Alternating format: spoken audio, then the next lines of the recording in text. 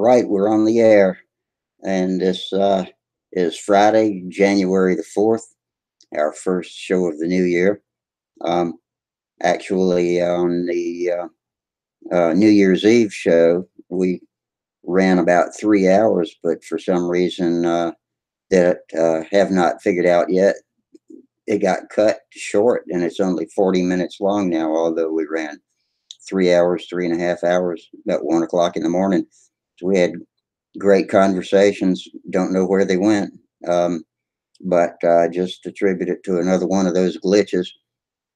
But right now, here we are. Hopefully, we can get a clean slate for the new year tonight and do a whole show, get the whole thing on recorded. The link to come in on the video side is, of course, in the At the Bench thread on Stunthangar. Stunthangar is back up. Sparky had to work hard to get that fixed up. And anyway, everybody can access Stunthangar and get to the At the Bench thread. Click that and come right in.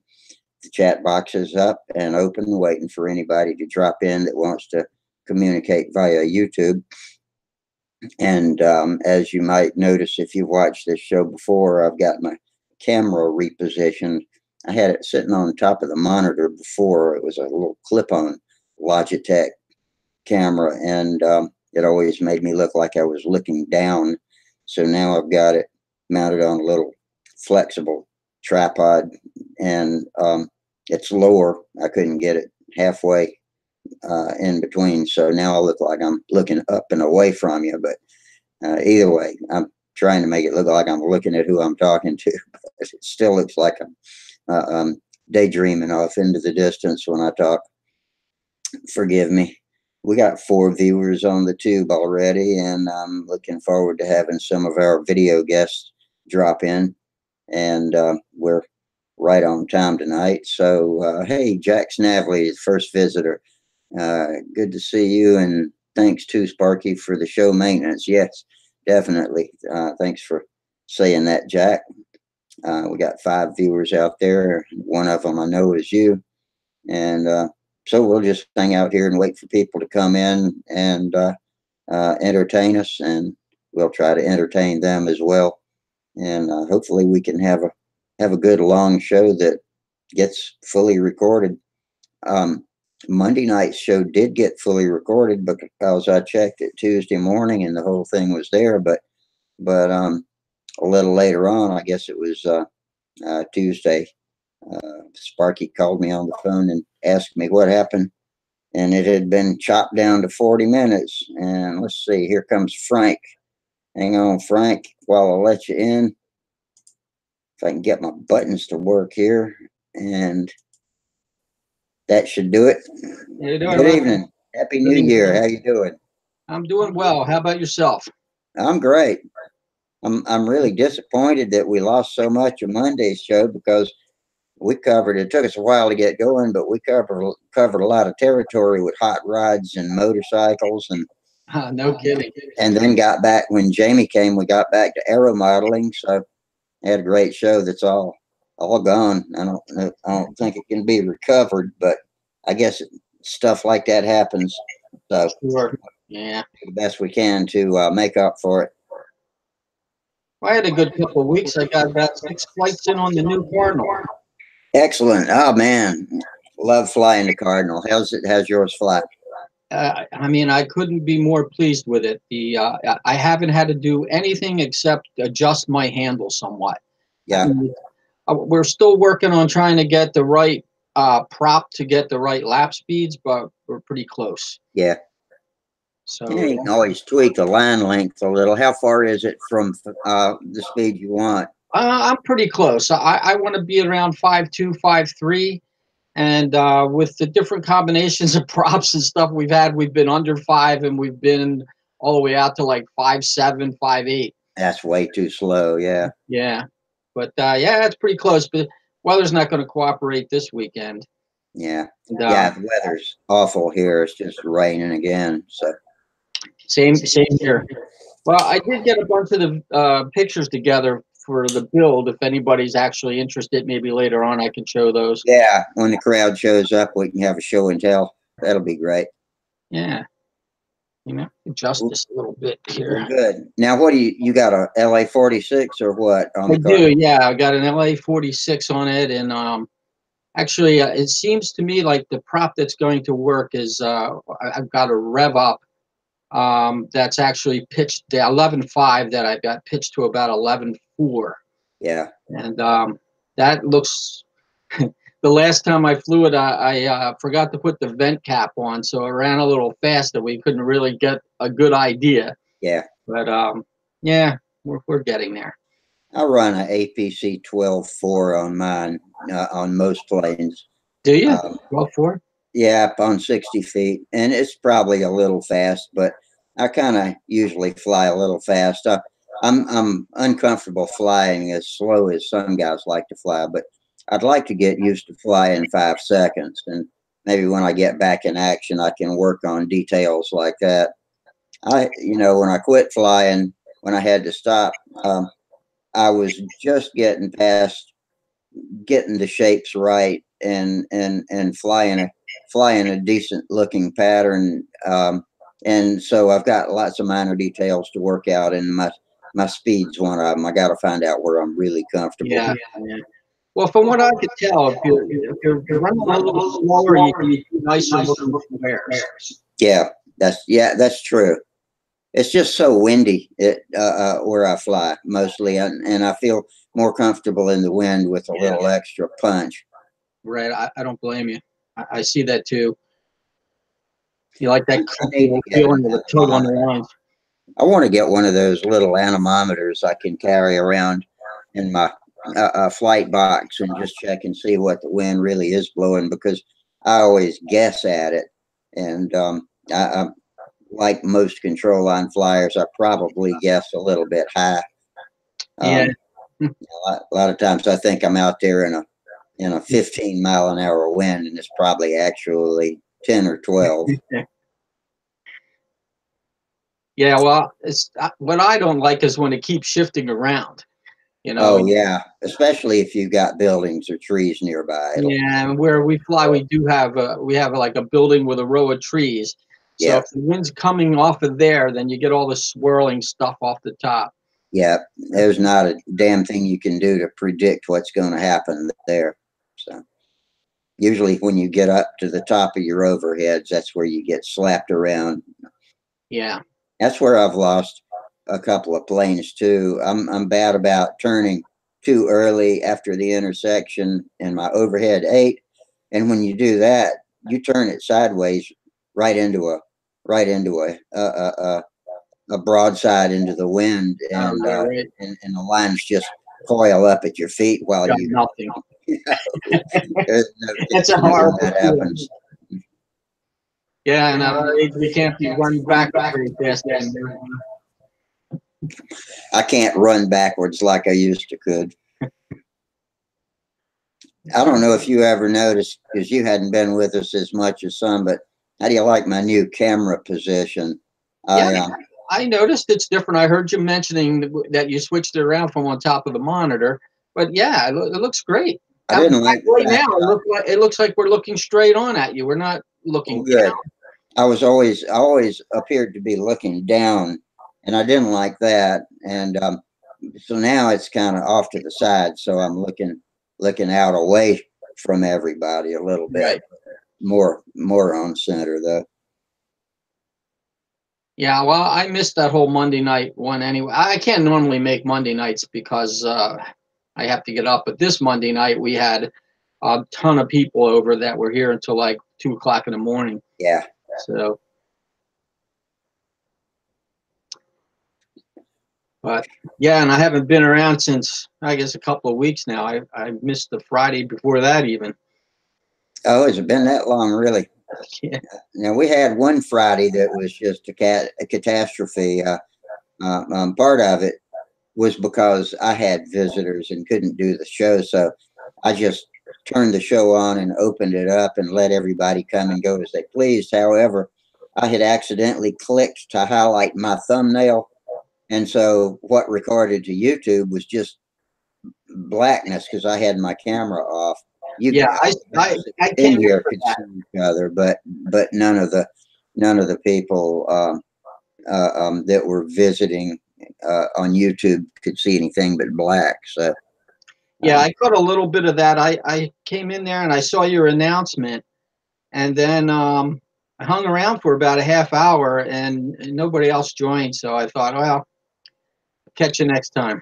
Charles finally came in and bailed us out and did a pretty good job. It was more like a radio show though, because no picture, just a blank screen. And I finally came in about 11:30 or 12 and closed it out. But yeah, that was kind of a no show. In fact, I've set it to unlisted. If you got the link, you can see it. But I figured we didn't want to put that one up. Yeah. So how you coming along? You feeling better? I feel good. Yeah, it's been a really long time since I've had as long of a stretch of days where I can say that I feel good as I have lately. Last winter on the first go around, I would have good days and bad days, and I finally got to where I'd have fairly good weeks and not so good weeks. Yeah. But now I feel good all the way around. And this week I've got, well, this coming Thursday I go back for my second post-op checkup, and I'm hoping he's going to take me off the walker, and I'm I'm hoping I'm not going to be disappointed if he tells me I need to do another 4 weeks on it, but I'll do whatever he says. How's the rehab coming? Is it Oh, painful? it's fine. Yeah. Hip rehab is downright easy. It's probably the lightest rehab of any other body part that you can have worked on, because they don't want you moving it a lot. There's just exercises to keep the muscles in your upper thigh and the area where all the tendons that hold everything together in that joint are, and you do them all sitting down. So, or lying down. So, yeah, I've gone to sleep doing it before. So that's how easy it is. But I'm working at it a couple of times a day. I just start doing all the flexes I need to. But and they're coming to me. I don't go to them. They come to me. Oh, that's good. That's good. Yeah, that is good. And I've gotten rid of. I had a nurse, I had a PT, and I had a occupational therapist coming, and all of them I've cut loose except for the PT lady, and she's pretty fun to work with. So I enjoy her visits anyway. Yeah, good. I'm Are you ready. able to drive? Can you drive? No. Yeah. Hope maybe I'll be cleared to drive, at least on the condition that if I'm still on the walker, there will be somebody there that can help me get that thing in and out of the car, so I don't have to put weight on the leg. But yeah, it's all dreams and hopes right now. So we'll see what happens on Thursday. Oh, here comes Bob Hunt. Let me let you in, Bob, just a minute, and I'll have you. My buttons are twitchy as usual. On my third click. Come on, there we go. And let me try this one. Next click should get you in. Okay, there we go. Hey, Bob. Let me in, will you? Had to beat on the door for a while. Sometimes the button is twitchy and sometimes it's cooperative. But how are you? Recovering from the holidays, I hope. Oh yeah, absolutely. Hi Frank, how are you? I'm well. How you doing, Bob? I'm tired. Yeah. I've been putting the finishing touches on that Genesis book of mine that I've been writing for about the last 13 years, and I'm finally finished the writing part yesterday, and now I'm collating all the photographs to go in it. There's about 300 of them. Wow. Is that part of the book that you've published on the forums? No, that's the Caprice book. This one's about 2.5 times that size. Oh, mercy. Okay. As long as 70,000 words. Yeah. 71,563, but who's counting? So, yeah, it's a long haul. So do you already have a publisher and all for that, Bob? Well, I'm going to publish it myself. I mean, I'm not going to do a paper book. That's passe now. I'll do a file that you can purchase, and I'm going to sell it in conjunction with either 1 or 2 or 3 sets of plans for the Genesis. I'll have different packages, you know, and discount for discount coupons. So if anybody wants to build a lost foam or a foam wing for a Genesis, it'll be like a package deal. Gotcha. Oh, yeah. You know, I get that guy on late night TV to hawk it, you know. Yeah. Well, wait a minute. We're on late night TV right now. Yeah, we are worldwide. Yeah, I co-wrote a comedy murder mystery novel back in the 90s and self-published it with a company called buybooksontheweb.com. And it can be purchased through Amazon in a paperback book form, but I never did push it. I was hoping maybe he could get somebody to look at it as a basis for a sitcom, because he had some friends in California that he said were in the entertainment business, but he was getting up there in years and not quite as clear thinking as we would hope to be at that age, and nothing ever happened. So what was the name of it again, Rusty? It's called Murder by Many. Murder by Many. Yeah. Sounds like Murder on the Orient Express or something. Well, what a coincidence. I'm actually thinking that this book on the Genesis could be a sitcom. Yeah. Well, when it's through and ready for reading and critique, then let us all know, and I'm sure you will, and we'll take a look at it. You'll announce it on Stunthangar and all over and advertise a little bit. But I've been working on this for 13 years, you know. Wow. Yeah. So it's been a labor of love. Hey, Steve, how are you tonight? Not too bad. Here comes Sparky too. Let me let the boss in.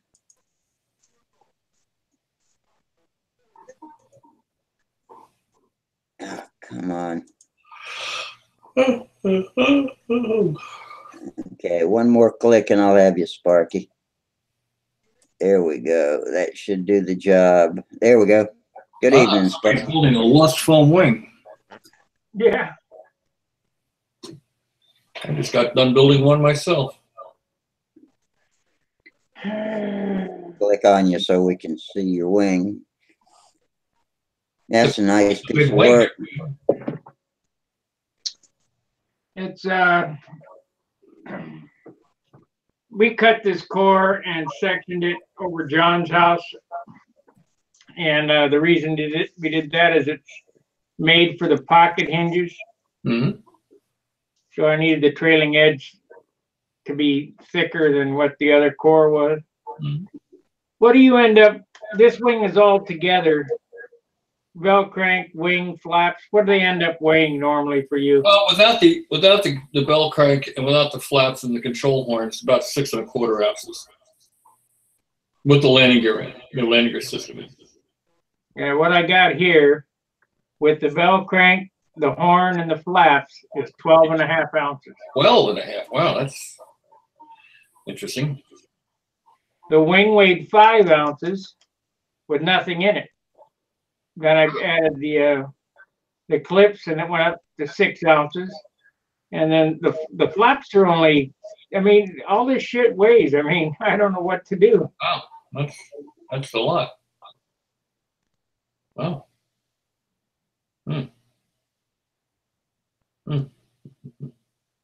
What's that little baby plane you got on the table in front of the wing? Baby plane in front of the table. On your table. Yeah. Is it a ringmaster or something? No, that's a picture of my Thunderbolt. Oh, it's a picture. Okay, I thought it looked like a plane sitting there. Okay. I got an interesting letter I dug up, and I'll read it for you guys if you want to hear it. All right. It's about Tom Warden. Warden's first Blue Monado was sold to our black flying buddy, George Phillips, who is a clarinet and sax player for Bo Diddley and Elvis Presley. Wow. George's wife accidentally closed the garage door on it. At least she said it was an accident. Warden built the green and purple Monados at the same time. He had 1,000 hours of labor in each Monado. He sold the green one to Bill Bradford in Northern California, and it was eventually crashed. Tom Lay still has the surviving purple Monado and still displays it at some contests. It's 7 shades of purple with metal flake and gold in the trim.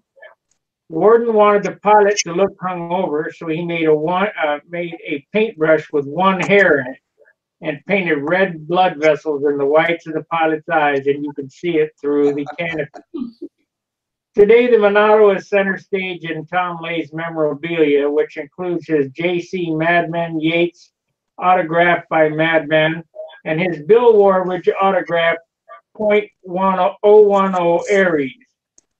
Note that the Monado fuse is a 1/2 inch wide at the rear. Wow. Warden's Watermelon was a modified Nobler and the only flyer ever to receive a perfect flight score, even though we know it shouldn't be possible. It was the 1970 Southwest Regionals in Buckeye, Arizona. Bart Kopinski and Whiteley and Delaney potted for a month or so. Tom's Continental on the cover of the Model Airplane News in March of 1971. 71 airplane is the same as the Monados, but had a D2 wing. He copied aerobatic pilot Art Schultz's paint scheme from his Chipmunk, and it's now owned by a close friend of mine, and no, it's not available. The Continental was built in 1970. Tom Warden built this profile trophy trainer for a USC movie which Tom Lay starred in. Lay was JD, the president of a model airplane club in the movie called Flight Streak. Warden built and painted the trophy trainer exactly like the Continental because he wouldn't loan out the Continental for the flying scenes in the movie.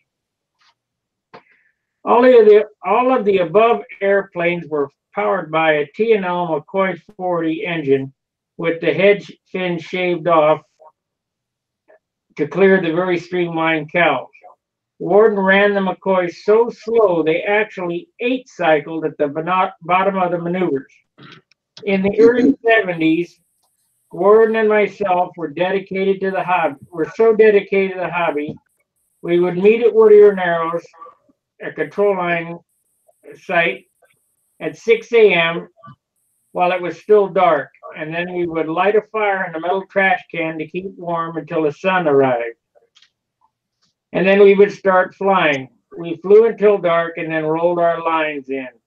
This usually was every Saturday and Sunday. Some of the dates on the photos overlapped while copying and are not the dates as shown. So here are the dates of the original photos, and it goes on to give the dates. I have some photos of, here's the cover. I have the magazine over there. And here's the green Monado. Or no, that's the blue one. He had a green one too. And then his purple one. And there's the trophy trainer. And there's the Continental. It says here, Tom decided to build 2 60-size Futuras, which I built many of them, to see if he would regain his building and detailing skills. He built a 40-size Futura in 72, back when Whittier Narrows was still called Gopher Gulch because it still was grass. On the very first flight, the landing gear hit a gopher hole, which ripped the landing gear right out of the wing, and he lost interest in the Futura. And if you knew Tom, you would understand.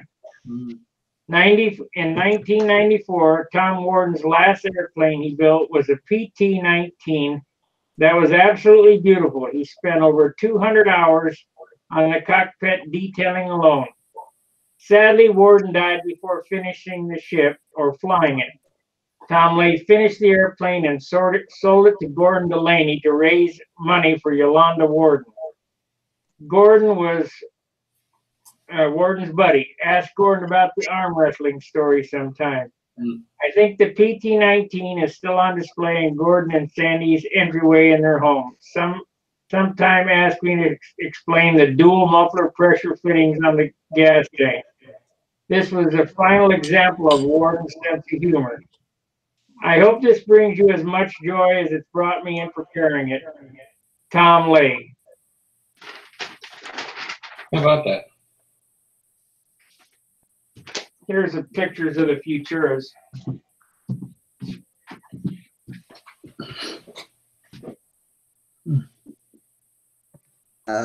Nice. I like the way he's done the letters with stars and stripes.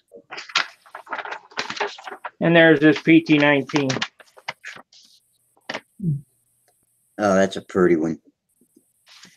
This was sent to me back in 2005, and I had misplaced it, and I just happened to be digging through some crap and found it. Oh, good find.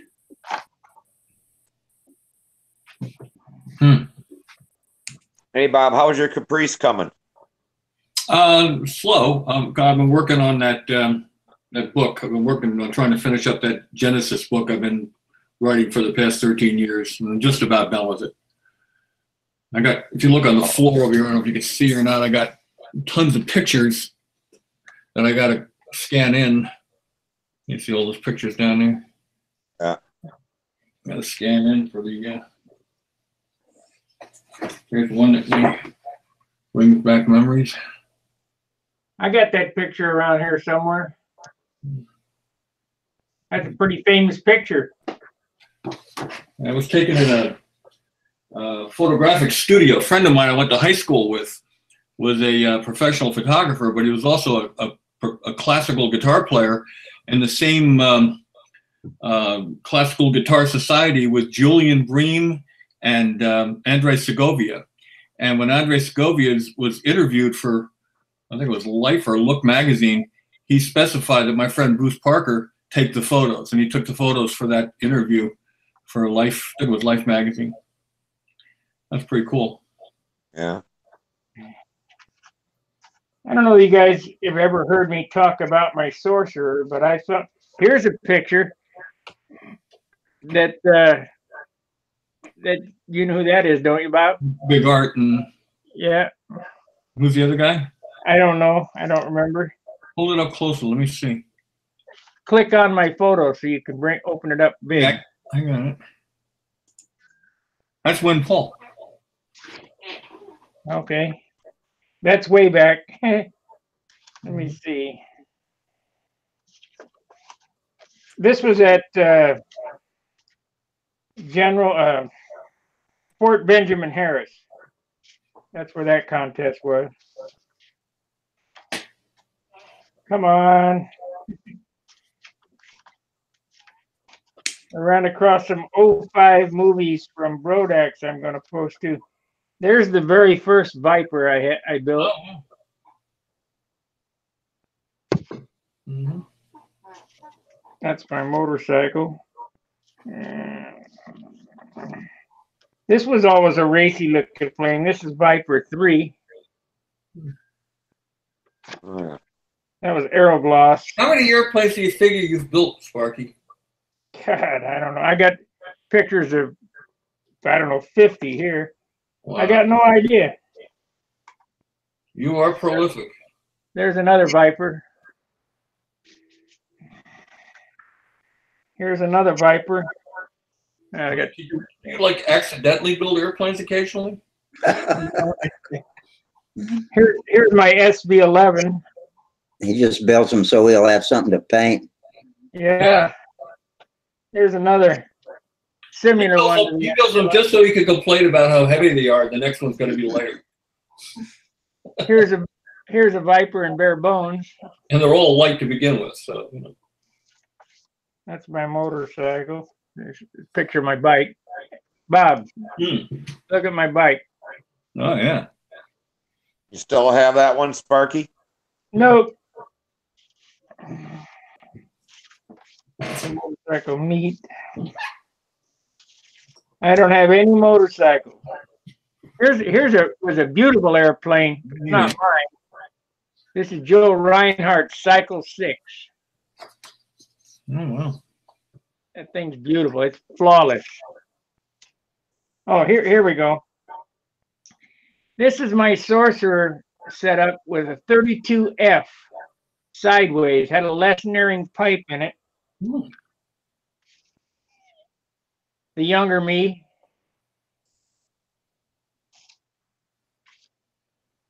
And So how did you put that motor in on a 45? with the RC radial mount.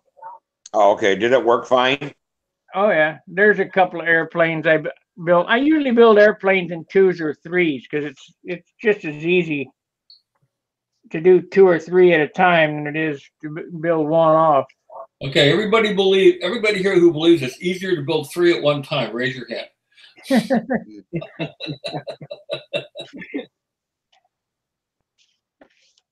Well, I didn't not at the exact same time. I just build, well, here's 2 in a row there.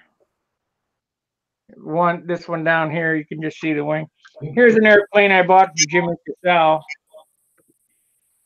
Remember that airplane? I remember that airplane vividly.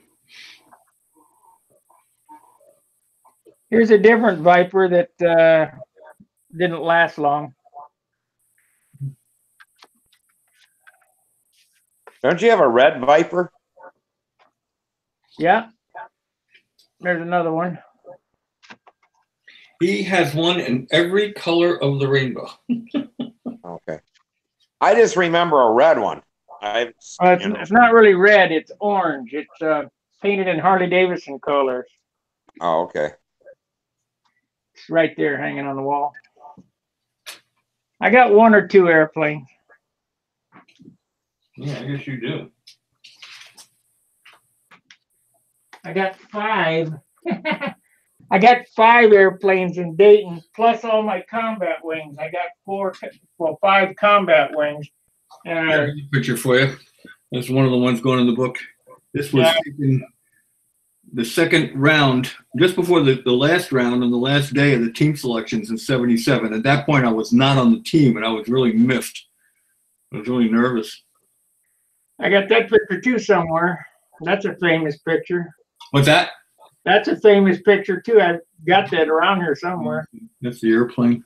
That's the '77 airplane. I sold that to a multi-millionaire from Brazil, and he flew in to get it. I got that wing in a box. Remember I told you? What wing? The original wing for that airplane. What airplane? The Genesis.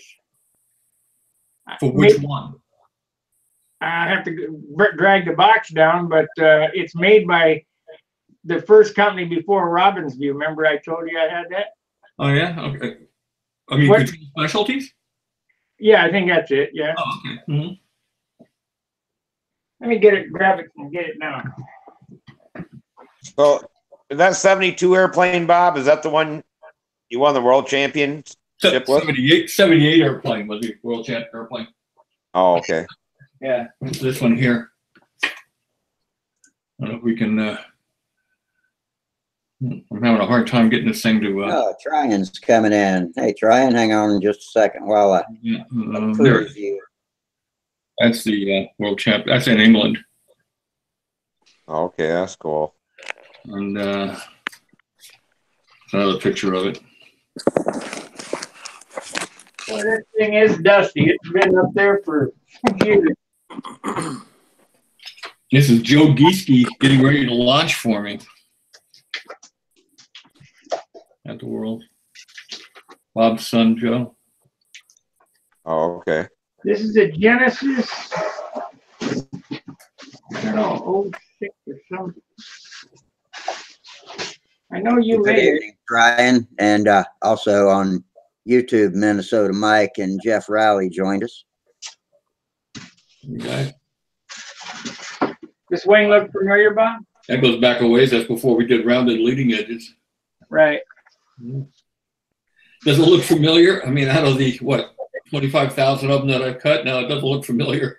I can't quite read this writing, but it says Genesis CC or whatever on it. Okay. It's in yellow. Yeah, you glue the balsa wood on the front of it. Yeah. It was a long time ago. Yeah, that's how they are all done. On the box it says some place in New York, or I can't remember what the heck it said. Take a look at the tail on this one. Holy shit. Yeah, it's a little bit the perspective of the angle it's taken too, but it was a long time. That was supposed to be the 81 airplane when I stopped flying Stunt and started flying RC pattern. That's bigger than the wing on my half-A planes. Yeah, it was a big boy. Bob, who built the Genesis that's hanging in the AMA museum? Jeff Troy. Oh, okay. I got this box from Elliot Scott, but I know it came from your first company. It was marked somewhere on there. Maybe it's this other one. Huh. This is a picture showing tonight. Here's one for That's you. good. That's Show and tell's good. That's the 81 airplane in the flying models booth at the Rams show. Holy shit, you got tie on and everything, huh? Well, I was playing editor, Oh, okay. The operative word there is playing.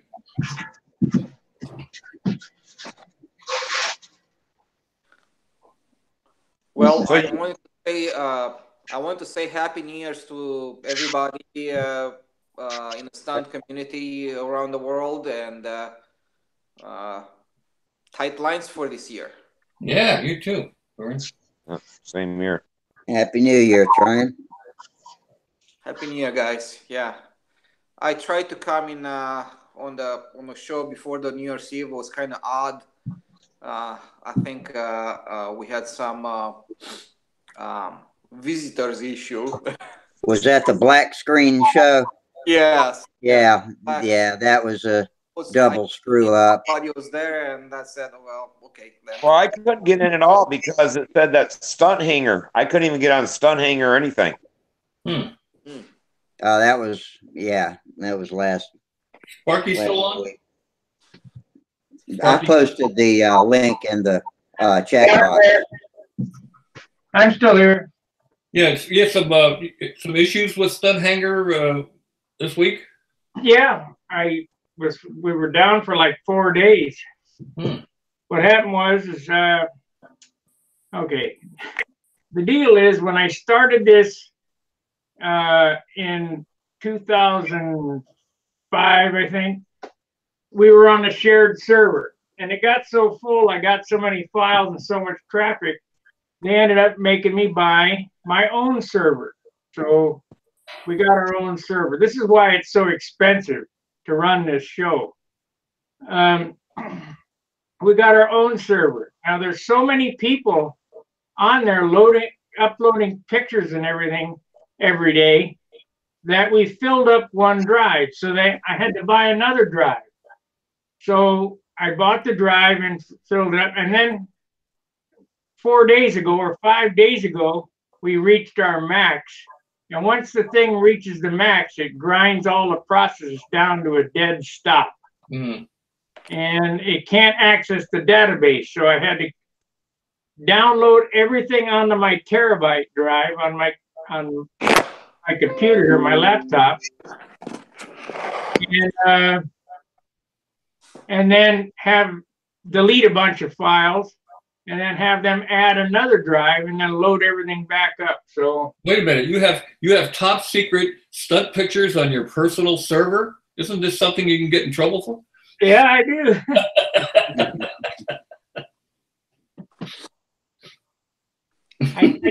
I just ran into while I'm digging around here, I put these on the drive too. I ran into 3 discs full of stunt plans. And I don't know where the hell I got them. I think I got them from New Zealand. But it has plans for every airplane you can think of on there. No. Unbelievable. Speaking of New Zealand, has anybody heard from Jer lately? Yeah, he's got all kinds of crazy, I say crazy, like we don't all have crazy families, but he's had some family business that he's had to take care of, and partly the holidays combined with that is why he's been too busy to get with us. He emailed me a week or so ago and let us know everything was okay and that he'd be back, but just wanted us to know that he was preoccupied. Yeah, I miss him. I wanted to show Bob the hinges on this because it took quite a bit to do, but yeah, I bet. I'm interested in these hinges. There's the pocket hinge. Mm-hmm. And if you look at the end, the wing tip itself, it rocks. It's inside a concave. It's in the pocket. Wow. But you still have to seal them, right? No. No, I don't like tape on my hinges. But they'll still bleed through. I don't see how they can. I thought the same thing. Then I talked to Keith Trossel about it, and he said no, because he's been doing those severe pocket hinges for years. He says it doesn't seal. Yeah. Yeah. It looks cool. It looks cool as anything, and I'd like to do it just because of the way it looks, but it doesn't seal. The first person I saw doing that was in a build thread by Dave Tribble on Stunthangar, and then I realized Sparky had been doing the same thing all along. Mm-hmm. Yeah, Keith has been doing that since the 70s. Well, it's nothing new. It's from the 50s. Yeah. How I came about, Ron O'Toole told me about it 25 years ago. And several years back, I happened to be sitting on the couch and I went, hey, I know what he's talking about now. And I ran upstairs and I built some and they worked. So then I had all these pin routed. I had a gazillion of them pin routed instead of can't laser cut 7-ply plywood. Mm-hmm. You still have? Can you get more of those? Yeah, I mean, just go to the guy on Stunthangar, the vendor's corner, and there's a guy down there who does pin routing, and just give him, say he'll ask you how many you want, and I say, well, cut me up a sheet of, plywood that's 2 foot by 2 foot. That'll make you a lifetime supply. What's the guy's name? I don't know his name, but you can find it. Let me look real quick here. Pretty easy to find. I like those hinges. Let's see. The pain in the butt is putting the brass eyelet in it, but let's see here. That's Al-Rave Aircraft Manufacturer BJM Product Control Line Parts, Corehouse. It's Frank Bowman's not doing rings anymore, is he? Who? Frank Bowman. Oh, rings? I don't know. I haven't used a ring. He sold that to someone else.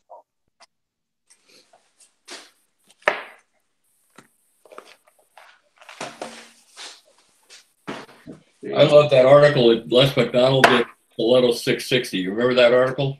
And he was talking about rings for Tiger 46s because we were having a hard time getting dead round ones.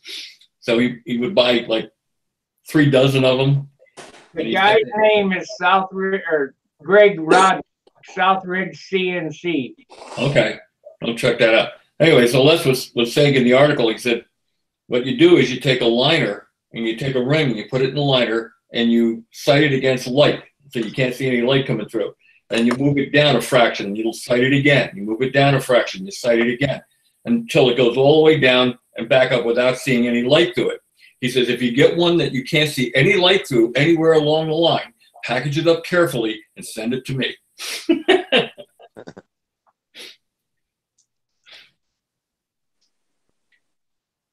It was real hard to get those ductile rings to get round ones. Will they finally wear in round or not? Now you have to get. Apparently, it was more of an art than it was a science. You have to know how to. Billy knew how to do it, and Les knew how to do it. I just relied on Richie Tower. He knew how to do it. You get them like 1 in 50 were round. And, you know, those were the really good running STs. I mean, they'd all run okay, but the real strong ones were the ones where you had these perfectly fit rings. They were good motors in their time. I got a dead 46 here. It needs a ring.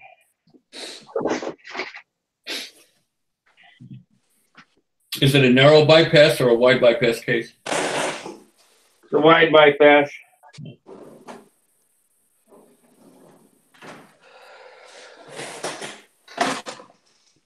Got very low compression. Yeah, I know that Bowman sold that. He taught that guy how to make the rings and stuff like that.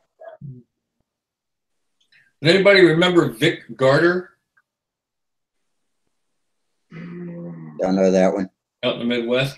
He was a racing guy, but he developed a high wall Dykes ring with real high wipers on it. And they took forever to wear in. But when they wore in, they'd last forever. We used them in the FSRs, and they were amazing, you know. FSRs have rings in them? Yeah, we had them with high wall Dykes rings. I never knew. FSR is a 4-stroke, right? What's that? Is an FSR a 4-stroke? No, it's a Schnurley 40. What we used back in late 70s. Yeah. Bob, you asked me how many airplanes I built in my life. I would guess 400 to 500. Oh my gosh. Wow. I'm not even as fast as I used to be when I was younger. Well, who is? When my dad had the hobby shop, I had 2 or 3 going all the time. Wow. I think most of us can boast at least a model a year. Yeah. 1 or 2. Then I should have 60 of them done, so I'm way behind. Yeah. We'll never catch up to Sparky, that's for sure. Oh, I see there's a question for Bob. Jeff Riley posted it a while ago. I didn't realize it was for you, but he says, "Hey Bob, I see a few axes in the background. What do you play?" 2 of those are Gibson Songbirds. One's a Hummingbird. One's a Tom Paxton Naked Lady guitar. I have 2 Taylors here. I like the Taylors. Taylor's my favorite. I live 1.5 miles from the Martin Guitar Company. I used to play Martins, but I love Taylors. They just play so easy and so good. They're really great guitar. Oh, you got a Gibson Hummingbird? Yeah. That's a pretty damn expensive guitar. Yeah, well, yeah. I got some here that are way more expensive than that.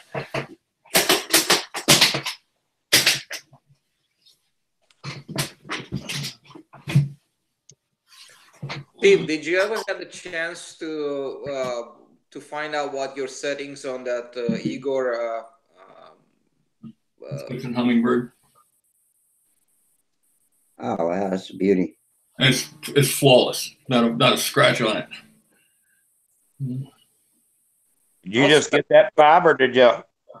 Have you been here for a while. Pretty thing. Needs strings right now. Is that inlaid decorations on the plates? On the pick guard? Yeah. That's etched in. That's just etched in, you know. What year is that one, Bob? This is a 100th anniversary one, so it's a 95 or 97, someplace in there. Oh, okay. It's not a real old one. The Songbirds are old.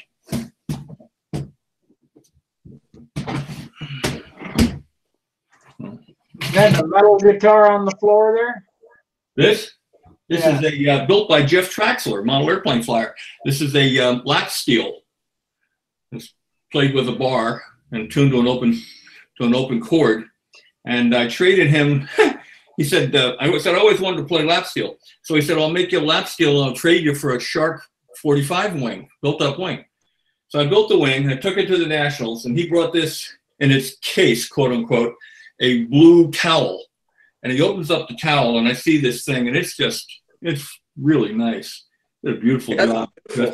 And I went and had David Lindley sign it at a concert. He's Jackson Brown's lap steel player. So at any rate, when I got the guitar, I handed him the wing. He says, "Are you happy with this?" I said, "No." He says, "Why not?" I said, "Well, I owe you about 4 more wings." I built him. We settled on 1 more wing, and I built him another wing. This is a nice piece of work he did. And no, I never really did learn how to play. So. Yeah, we're. Well, John you Harris and I are headed down to Trexler's house tomorrow morning. Say hi for me. All right, Ask him to send me one of his bell cranks. I want to check out his bell cranks. They look pretty nice. I want to try one. Yeah, I got 2 of them from him, and he put a bearing in there. Mm-hmm. You know, and things are smooth. Now he makes them like the little lanyards, like the Brett Buck thing, right? The ends of them have a recess for the lanyards. Yeah, that's a nice little bell. Yeah, and he's made them both with just where the rod goes through, and he actually bought bearings that would hold that rod, and he embeds the bearing when he builds it. So he doesn't use bowlings. He's talking about the pivot point. The pivot where the rod goes. In the center. Okay, in the center. Okay, yeah. That's not really a good idea. Yeah. Bill Simons used to put ball bearings in all his control systems, in the horns and the bell crank and everything, and his controls were like unreal glassy smooth, just real smooth. Yeah. Well, someone had said something to him about the carbon fiber, the way it would wear on the rod. Mm-hmm. So he decided to embed a bearing in there, and he goes, that will never wear out. Yeah, no, that's probably a smart idea. Jeff's pretty smart. He's doing some pretty nice stuff. The props he's making, that fuselage. He came in. We were building guitars for first half of the week, and the second half of the week we were working on model airplane stuff. And he brought in this plug for that airplane by Velvet. Wes Smith, the Velvet. He made a plug for that for a molded fuselage. And what he did was we took 1 32nd-inch balsa.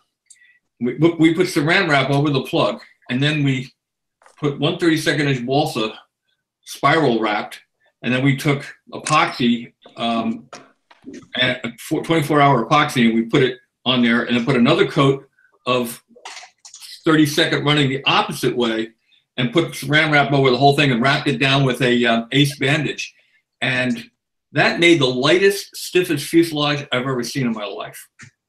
He's pretty smart. Yeah, it weighs 4 ounces.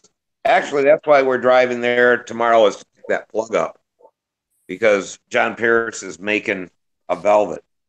It's got the size of it for the weight was nothing. Yeah, he did your lost foam wing on it, and he's got that done. And I think he said that came out at flaps and everything. That came out around 10 or 10.5 ounces, he was saying. Wow. So now he wants to do that fuselage, because I told him that one that you and Jeff made only weighed 4 ounces. Mm-hmm. Okay. How big is the Velvet wing, Bob? What's that? How big is that Velvet wing? It's about a 650, 660 square inch wing, I would think. 650. And this wing I got here is 700 something. Uh-huh. Yeah, that's a big wing there. That's huge. So 12 ounces ain't bad then. You planning on giving rides, or? Yeah. I'm going the other way. I'm building everything a little smaller, you know. When I go out to the club field and all those RC guys are out there, their planes are so huge. think I could probably straddle one and let him fly me over to the subway for some lunch and come back. We were at the 93 Nationals, and my son and his friend Joe Perovich were with us. And does anybody know Larry Scarinzi? Oh, yeah. I've heard a lot about him. Well, Larry never got over the age of, well, some people say 18. I'm going to say 12. You know, and we're all jealous that he's still 12, you know. But well, like me, right? Huh? So it's like me. He's just he's a crazy man. So we were all at this motel, and he was down at the, and he likes to mess with waitresses and people behind counters. You know, not nasty, just being funny. And so the lady behind the counter at the motel, she said, "Are you here for the model airplane contest?" He says, "Yeah." He says, "As a matter of fact, we're having the monkey event today." She said, "Monkey?" She said, "The monkey event." You were all straight faced. She said, "What's the monkey event?" He says, "Well, we take this monkey and we put it in this RC airplane, and one guy flies it from point A to point B, and then they get the monkey out and he gets in another airplane, they fly it from point B to point C, and then they get him in the third airplane, they fly it from point C back to point A." You know, and she says, "That's awful, that poor little monkey," you know, and you know, he said, "No, the monkey doesn't mind it." So he went off, and then the next day, my kids are down there, and she says, "You guys went to the airplane contest?" They said, "Yeah." She said, "How are you doing?" They said, "Great, we won the monkey event."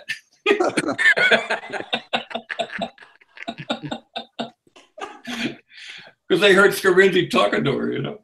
Hey, Bob, will you send me another one of these videos here? Do you got any more of them? Oh, sure, I got dozens of them.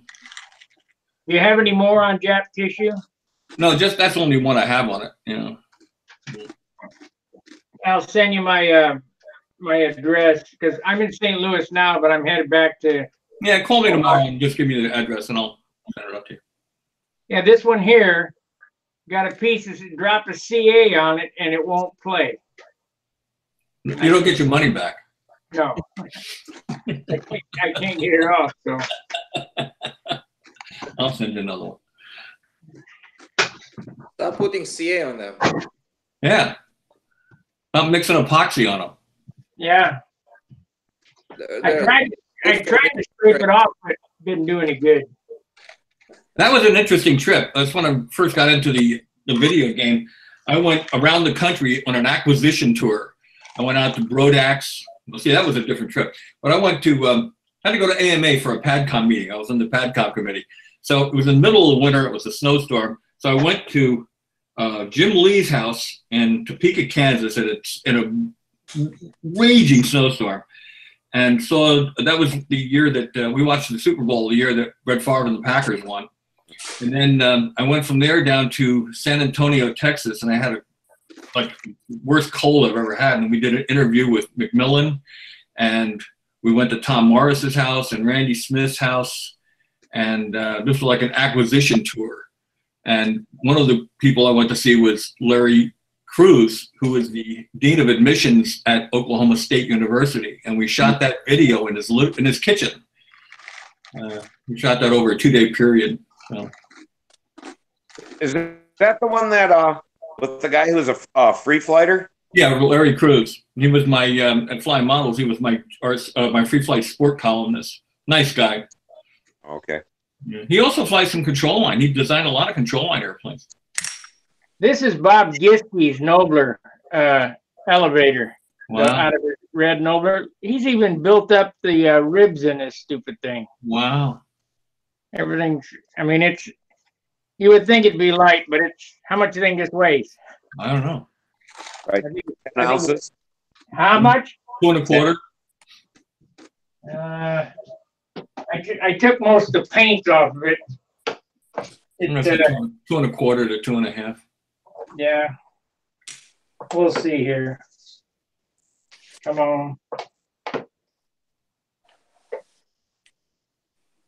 195. Wow, that's light.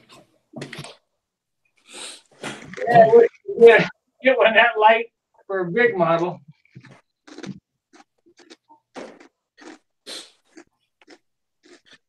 I built on a new development project on the Revolutions, and I want to make a Igor type system that's I'm going to plug it into my plane just to check it out and see how it's going to work or if it makes any sense or whatever. Mm-hmm. So it will still be in a bell crank area rather than behind the wing, Mm-hmm. but technically it's going to do the same thing and then some. That's kind of the general direction. I want to try it out, and the nice part of it is that in Revolutions I can just take a few screws out and I can disassemble the stuff, put the new stuff inside, check it out. If I like it, if I don't like it, then I can always replace it and go back to what I had before. Yeah. Where are you gonna go? We were supposed to put a Igor system into Genesis tomorrow, but Tom Luciano, who's had a lot of experience with that, I'm going to learn from him. He couldn't make it, so we're going to do it next Saturday. Let me know what you come up with. You know. Yeah. Well, I'm going to take and put a vertical rib, since I have, I have the jet style airplanes. I got that big canopy on them, so I got plenty of room to get back in there. So I'm going to put a vertical rib in there. And I'm going to make this thing go on a track on the vertical rib so I can position it anywhere I want and lock it down and, measure exactly where it is. And these new chips are like, they weigh nothing. They weigh like less than $1 grand, they weigh nothing, So they shouldn't have any inertial on them, to speak of. So I'll mount them on something that'll be rigid enough against that vertical plate that I can move it back and forth and lock it down. I think that's going to work okay. Yeah. Speaking of the Igor system, what I have the toughest time to get it to do is slow down on a downline. Huh. It doesn't want to slow down. I mean, I can go in a something's wrong. I'm almost all the way down until it just you got to orient it different or something, because I don't know, technically I don't know what to do, but I know that Luciano's comes down like we have to time it with a calendar. Coming downhill, it's really slow.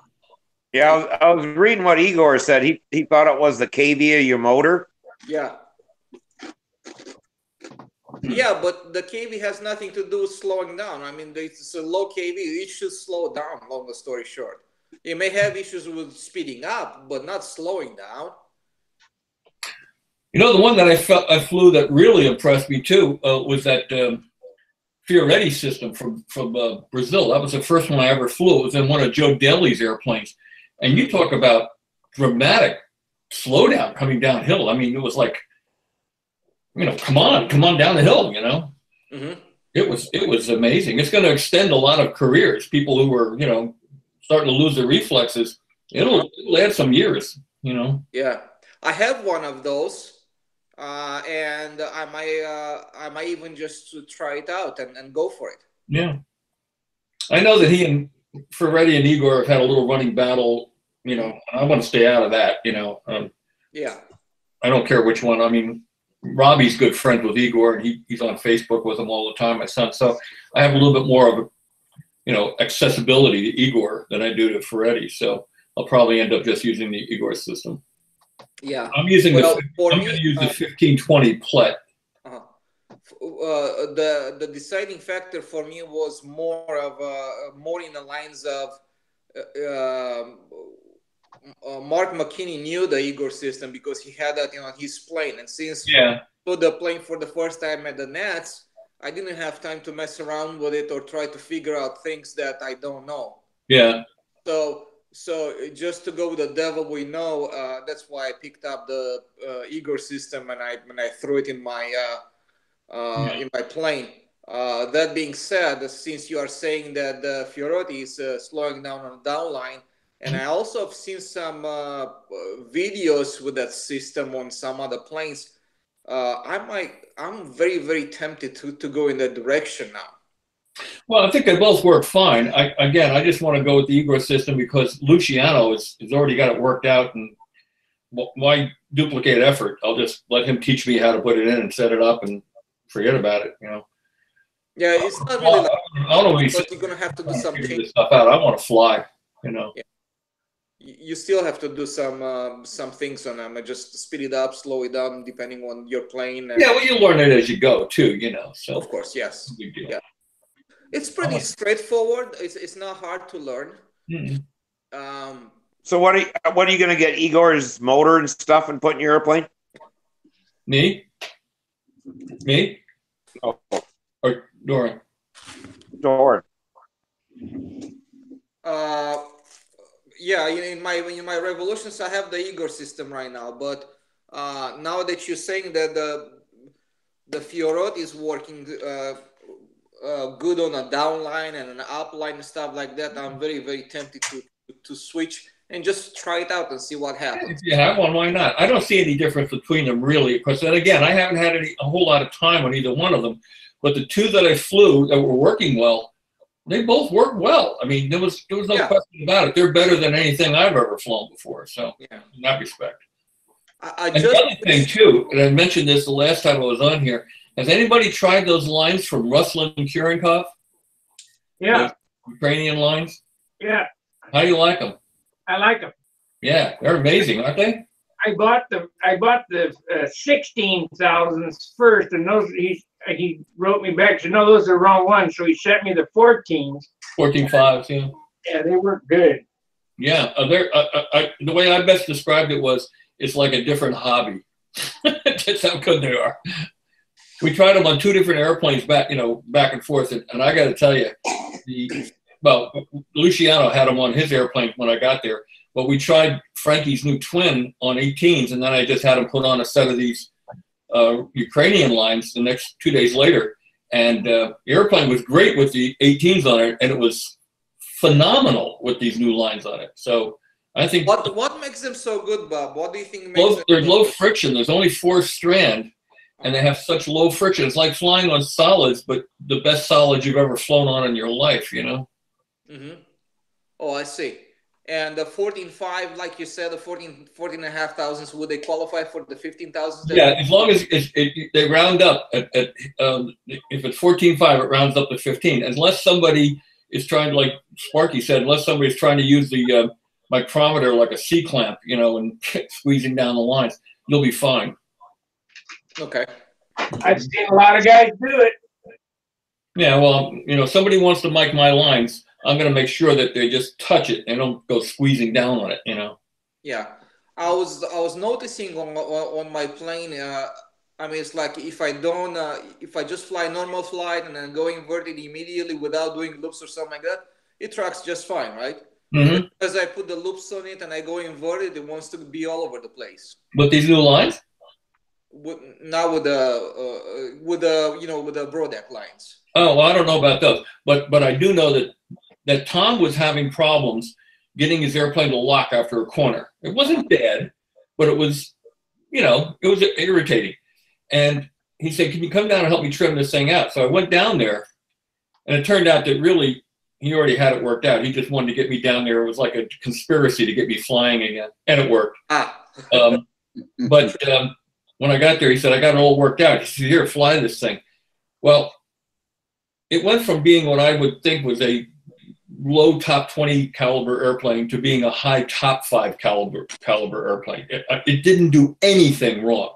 It tracked, it transitioned right on a point. I never felt anything transition any easier than that airplane transitioned on horizontal 8s and vertical 8s and overhead 8s.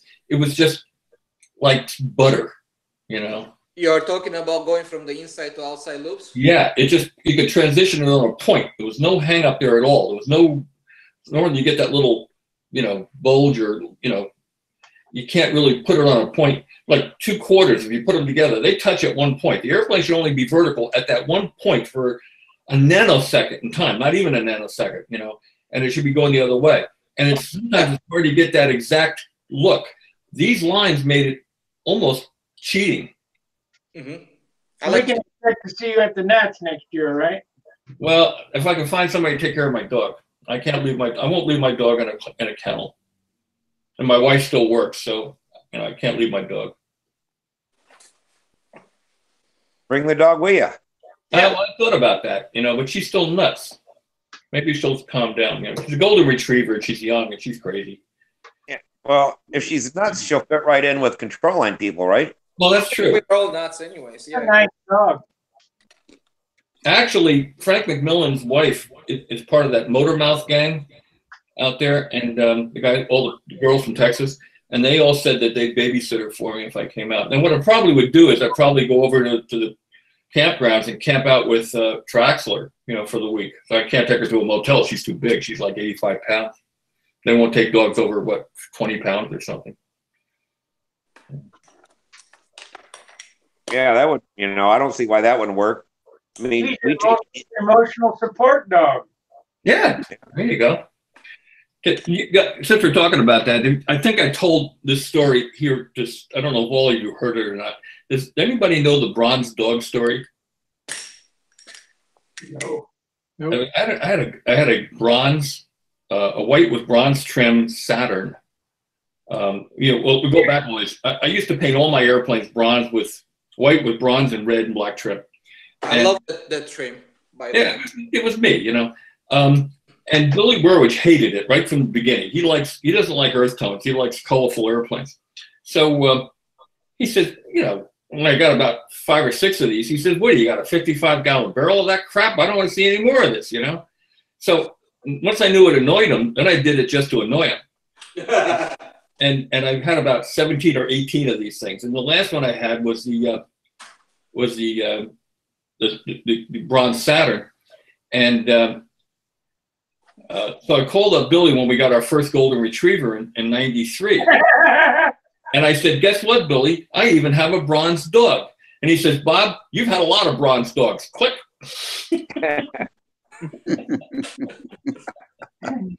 He's fast. So they called the next airplane the bronze dog. So, Doran, check this out. Have you had anybody time your airplane on the way down? No, I'm mostly by myself, and I don't have, but I'm listening to the motor, and I see the motor. It's not charging, right? It's kind of constant speed. It's traveling along, but I would like to slow down a little bit for me on the bottom, so I can take my sweet little time and nail and crank that hard corner. It would be hard to time a downline. It would be difficult. It happens so fast. And how would you know you're starting and stopping at it's very difficult to do that. It's more of a feel thing. Doran's right about that. You got to feel it. Well, no, I mean another person with a stopwatch, just to kind of, we set up Samantha's. We got hers going too slow on the down, and she's like, she goes, "I feel like I got to wait." Well, I got a stopwatch and just started till we got everything flying, to where the verticals, horizontals, all that were the same. And using that timer, I think we still got to do a little bit more. We were off a little bit, but that way every section is the same time. If it takes you 1 second to get across there, it's going to be 1 second, 1 second, 1 second. But maybe I'm wrong in my thinking, but I would like it to charge on the upline and really hit the brakes on the downline. Yeah. And I can care less for the equal time around the freaking maneuver or something like that. I want to fly easy. Well, that's the beauty of that system. You're supposed to be able to set it up to get anything you want, any variable. It doesn't do it. Well, there's some guys that are getting it to do it just fine. So it can do it. It's just that we haven't, some of us haven't been able to figure out how to do it yet. I guess what you have to do is try a different motor and see if that's really what's doing it. Sure. Didn't you say you usually use really big motors? I thought I heard you say that. Maybe you've got like too much inertia going on there and you can't slow it down fast enough. No, I mean the motor stops on a dime. It's very fast on the response because it has more torque. Have you talked to Igor about it or emailed him about it? I did talk to Igor about it, but he kind of like he said things about calibration. If I calibrate the plane, I did the calibration too, and I realized that there are two settings that work in concert with each other. You have the electronic speed controller settings, which drives the curve on which the motor responds to the throttle inputs. So and then you have the timer inputs that overlay on top of that curve. So for example, on a typical Igor setup, the electronic speed controller is set to have 0 throttle all the way up to 25% throttle. So from 0 to 25% throttle, you have nothing. The motor just simply doesn't do anything. At 25% throttle, you are instantly going to about 7,000 RPM. Okay. So you hit 26% throttle, you have 7,000 RPM. And from the 26% throttle to 100% throttle, you have that straight slope response, linear response to the throttle that goes up to full throttle, whatever it is. And obviously, the full throttle is based on the maximum voltage that you have in your battery and the way the ESC takes the power from the battery and puts it into the motor, right? Now, the timer is going to tell it to go in between 50% throttle and 100% throttle. That's the range on which the timer works. Pending the sensitivity is set to 50, right? And if you look at 50 means you go from 50% throttle to 100% throttle. And if you look in his instruction, I think it goes from 100 to 200. So it's a 0 to 100, from 100 to 200. It's actually 100 to 200 represents the 50% throttle to full throttle. Okay. And then in his sensitivity, when he set the sensitivity to 50 and you are right in the middle of this range, it means he can go 50% up, 50 units up, or 50 units down. So from 75% throttle, you can hit the half-point throttle to full throttle. I understand all of that, and I played with it.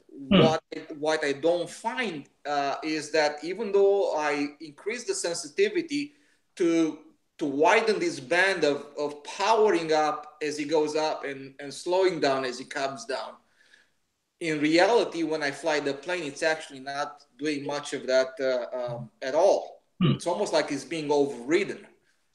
Now, Igor in his manual says something about potentially it can use the throttle range, right? But potentially means it's not a forced kind of thing, right? I would rather have it forced. So I'm forcing the motor to go from this RPM to RPM, right? Versus have a potential range. Even though you set it 100%, you may only go 10 up and 10 down from 70% to 80% throttle, and where your target throttle is 75. It's potential that it can go that wide. Probably, I'm not sure how it works. Probably, I don't understand what the software is based on. My best guess. It's got new software too, so. What? It's got brand new software. You know that, don't you? No, I don't. Yeah, matter of fact, I had to wait for my system because he was waiting to get the new stuff in. They got a newly programmed ESC and a brand new chip. So I don't know anything about it yet because I'm waiting for Tom. Because I'm waiting for Tom to get here to talk me through it, Is when you're talking about the new software, is the new software in the ESC or the new software in a timer? My understanding is both. Both, yeah. Is his system on has a chip that's one-time programming or is multiple programming? I don't know. Again, I'm a neophyte when it comes to this stuff. I just flew it and said I gotta have it. So yeah.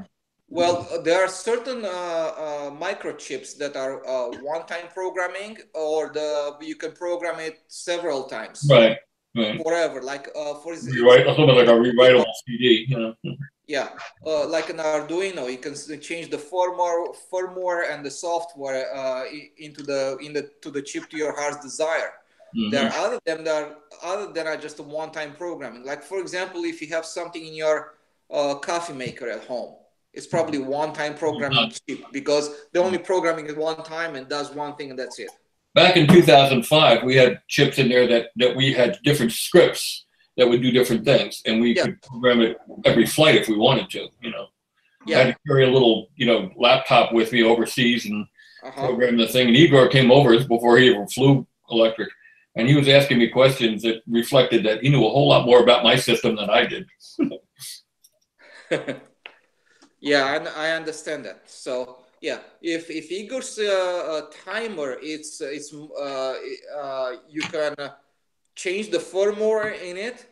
I would gladly try the new stuff that he's got, and I think that if he was going to add a new variable for the upline and downline in square maneuvers like triangles, hourglass, or square maneuvers like whatever. Yeah, if you have like a little bit of a new setting in there, you can where you can speed it up a little bit more on up or slow it down a little bit on a downline or something like that. A little off subject. Did you ever watch these indoor stunt videos on Stunthangar? Yes. Working on those half-A or little tiny airplanes amazingly well. You look about a lot of boost going up and a lot of brakes coming down. Yeah. Hey, Bob, I thought I'd tell you before I get off here because I got to drive tomorrow morning. Yeah. I found Japanese tissue, 20 by 30, but it comes from England. Oh, okay. You can't in the States. You can only get it. I think it's 20. It's 18 inches. Right. It's not very long. It's not long enough to do a wing, but 20 by 30 will do. It's very expensive, but it is what it is. Okay. All right, guys, I'm gonna hit it. So give me a call tomorrow. Right. Give me that. Safe drive. Take care of it. Good night, Sparky. Happy New Year again. Take care. All right, I'm glad I got Stunthangar up and going. Yeah. Thank you. Thank you. Thank you. See you. See ya. Good night. So, Doran, why don't you try a different motor? I will try a different motor. I would like to go to the 680 kilovolt motor. Try that next. That's really low. Yeah. And you're using what, 6S system or a 5S system? I'm using 6 on it right now. Yeah. Simply because we already bought the batteries and we had them. Yeah. And there was another reason for that. It was when I put the Axi motor in a plane originally, before the first flight, we found out the CG was quite a bit aft. And I said, that's not too better safe than sorry. So I put the heavier motor in the front, and that's how I ended up using this motor. And my new designs, I'm pushing the nose out just like Igor has it, like 12 inches out, the 12-inch long nose, because, there's no sense of putting a small light motor in there and then have the static weight. Just move the motor further out, Yeah. Plus, apparently, there's some advantages to be had in something to do with the propeller spinning, GP or something. I don't know what the advantage is, but I can see it just from a point of view of getting the static CG where it belongs without adding a lot of excess weight, I don't see why that would be an advantage. I don't know. Because the gyroscopic precession, what it does, it puts a torque.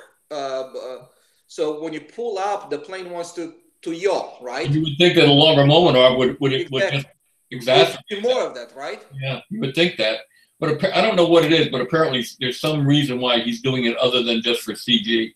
And, well, of course, then again, he's using that Raby rudder on his airplane too, so. Yeah, I mean, he's using Raby? Yeah. Okay, yeah. Well, I guess it's. I think probably because that's why he's using a Raby rudder, because of that. For me, what I find out right now is that if I will go to a higher kilovolt motor, then I can drop down my battery from a 6S to a 5S. Yeah. And that's gonna bring me more in a usable range of the battery, because right now I'm barely using half of the capacity. Yeah, you got way too much headroom. Oh, I have so much headroom. It's like it's not even funny, right? Mm-hmm. So I definitely have the door open to go to a 5S, even a 4. That's what Paul's doing, and Chris and all those guys are doing. They're going to smaller airplanes, 5S batteries, 11-inch props. You know. Inline airplanes, all inline. You can do that a little easier with an 11-inch prop because it doesn't require as much grab clearance. You don't have to have long, stilty landing gear, you know. Yeah. No. I changed mine to a 12. I went from the Igor prop to an Exor prop to a 12.6. Mm-hmm. And I slowed down the RPM a little bit to maintain the lap time. The Exor prop is marginally heavier than maybe 2-3 grams heavier than the Igor prop at 12-inch. But by slowing the RPM down, you also deal with the gyro precision. So I found that my plane flies better with a larger prop, higher pitch, and a lower RPM. You know, Paul's been a proponent most of his life of the smaller diameter proppers you can get away with, and it causes less spiral airflow effect and all kinds of things. So, and they fly better in turbulence for sure. He won the worlds in '92. I remember watching him fly that big monster impact on an 11-inch prop, and it flew great. I see. So, was it on internal combustion, or it was electric?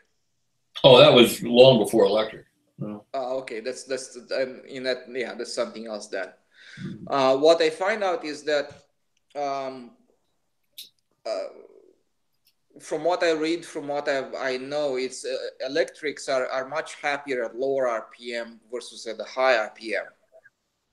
And they have the maximum torque at 0 RPM, while have minimum torque at maximum RPM. And at maximum RPM, they're very inefficient.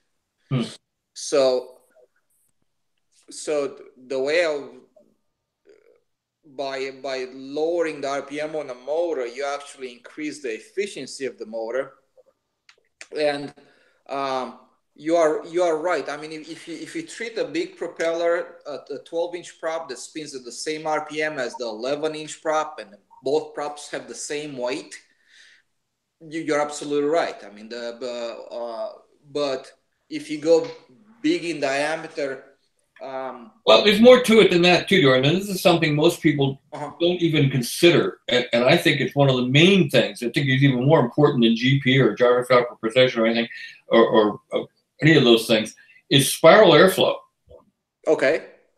Spiral airflow is a major force on these things. And if you think about it, spiral airflow of, let's say, a standard rotation propeller, so we're all on the same page, you know, the normal rotation propeller. Okay.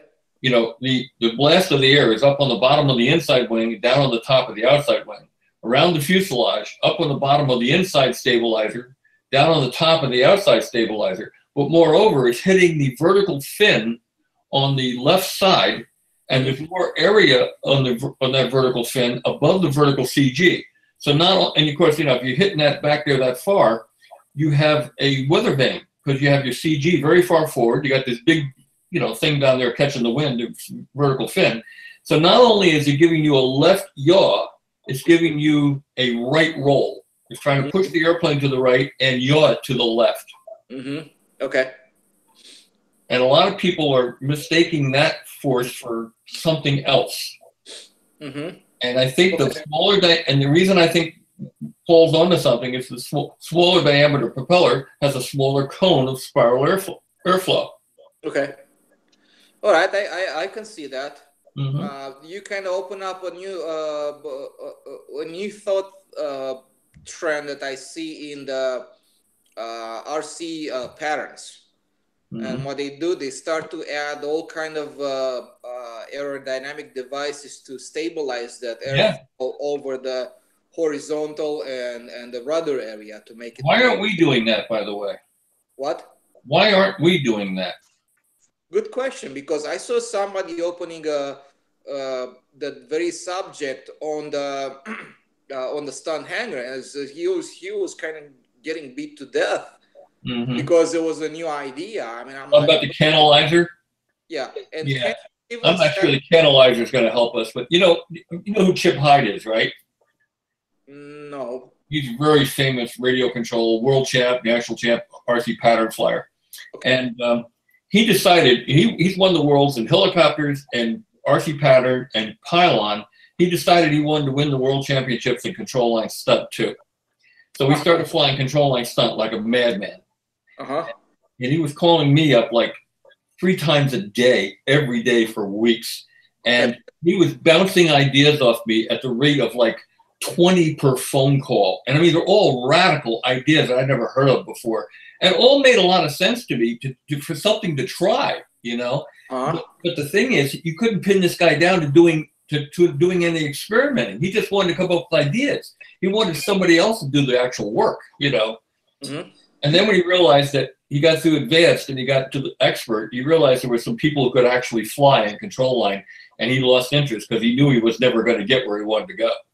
You know? But he was an interesting character. A lot of enthusiasm, a lot of energy, and a tremendous amount of good ideas.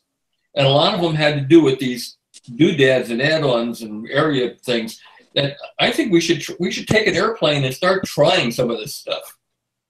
I can put this on the back of my my canopy quite easily. And it's a horizontal stabilizer from my DLG. It weighs 5.5 grams. So this would be nothing for me. Like it doesn't even add any weight to anything, right? Did you ever try wing fences? Wing fences? Like you see on a MiG or a Sabre jet, or remember the jets, a wing fences, a little vertical plane fences. I know what you're talking about. Yes. Yeah. Leading edge. Yeah. You ever try them? No, I never tried that. Diesky did, and he said that he didn't do enough experimenting to get him to work where he wanted him to, but he said it like tripled the line tension. I also think this will work out for us, because if we clean up the airfoil to the elevator, an elevator flying in clean air is going to be much more potent than in dirty air. I'll tell you something else that works. Twin rudders work. And there's nobody will convince me otherwise. They really work. They prevent spillage off the ends, and they increase the elevator authority dramatically. That Usama, that stunt machine 1 that I built of Gene Schaefer's, I never felt an airplane that had more elevator authority. Not that it was touchy; it just had a lot of power to turn the airplane. And I think, you know, and the only thing different about that airplane was the twin rudders. And, you know, Moon and Diesky and a lot of guys have been putting the little rudderlets on the end of their stabilizers. And there must be something to it. And I believe there is. I think we should start doing a doodad approach here. We start taping stuff on and trying stuff. Yeah. I've got a flat tip twister. I know I could put some little plates on the end of that wing easy enough. Yeah. You ever see any of these indoor, you know, the indoor RC pattern stuff, yes, the 4D stuff? You look at how many drag plates they have off the back of those airplanes, on the rudder, on the ailerons, on the wings. They got drag plates, you know, so they can pull against that stuff, you know. And it's amazing what they can do with those airplanes. I'm not saying that's going to work. Every one of those things is going to work in our Reynolds numbers envelope or the speed we're flying. They're flying at ultra slow speeds. They're flying essentially helicopters. But it's interesting to note that they're getting an awful lot of drag on these airplanes and stabilizing them. Yeah, well, they actually need them, because as soon as they put the nose down, that thing wants to shoot downhill. And I think that's the main reason for which they use them. Yeah, well, you know, we're talking about slowing them up coming downhill. We got plenty of power now to keep these airplanes going in a straight line and going up. Maybe we should be thinking about drag plates. Or I was thinking about something when you come downhill, something that would open little drag doors in the side of the fuselage. You know, I mean, hey, you know. Yeah. You got to remember, though, in RC. On the other hand, Bob, if you notice, like when you fly your plane and you say you are in a wing over, you're coming down, if your engine quits right over there, that plane wants to come all over you because it's gonna go loose on the lines and stuff like that. So they will slow down. And I know what Steve was going to say. I don't think we RC have airplanes enough travel to slow it down. RC airplanes travel in a straight line. We're going in a crab condition or in a circle. So right, and also with RC, the new radios have so much mixing in it that you can do. If you watch these guys fly, they're switching mixing all the time for they each. get the split rudders. They got the rudders that open up and cause drag. They can do. They can make that. They can reconfigure, retrim the whole airplane for each maneuver. Yeah. Yeah. And when they do that, everything's set. You know. Well, and I'm not saying we should try everything that they're doing. What I'm saying is that we haven't tried any of this stuff. Yeah. You know, there's some things that'll probably work. You know, and there's a lot of things that won't work. This is what I fly in my RC stuff. It's a Tyrannus. And this radio, you can change the firmware inside of it. It has a USB port on the back side that I can plug it in the computer. I can do, you know, on my glider, for example, I have several flight modes. And each flight mode had its own built-in trims. So I just flip a switch and I'm going like in a float with a little bit more flaps. The plane is trimmed out automatically. It's got a little screen. It's got a little screen that tells you when the next payment's due and everything, right? It talks back to me. I mean, I know what I'm doing, and has telemetry built into it. It talks to the receiver. I know how high I am. I know my battery level in the receiver. You can put all kind of sensors into the receiver, and they're going to talk to each other. And on the screen here, you can read all kinds of stuff. You can read each cell in your battery, and you know the status of each cell in your battery. I had a few friends back in the '60s that could have used that to tell how high they were. Yeah. I'm sorry. Yeah, but, I mean, I'm gonna try. There's a couple of pet things I want to try. One is I want to try little stanchions off the leading edge and put a piece of wire, like a little piece of music wire, that's ragged, almost like small barbed wire, to turbulate the air before it gets to the wing. They used to do that on full-scale pylon racers, full-scale airplanes. And I guess they outlawed it or something. It turbulated the air before it got to those real thin wings, and the air would stick to the wing better. And I'm thinking that might be something, you know, they're using these turbulator strips on the wings now. Why not put the turbulators ahead of the wing? Why would you do that? I mean, yeah, it sticks to the wing, but it sticks to the wing anyways. You want it to stick to the flaps. Well, if I'll put turbulators anywhere, I'd rather put them just before the flaps. We don't have that high having angle of attack. I'm not saying it's going to work. I'm saying I'm going to try it. Yeah. Yeah. You know? I mean, yeah, I get that. Yeah.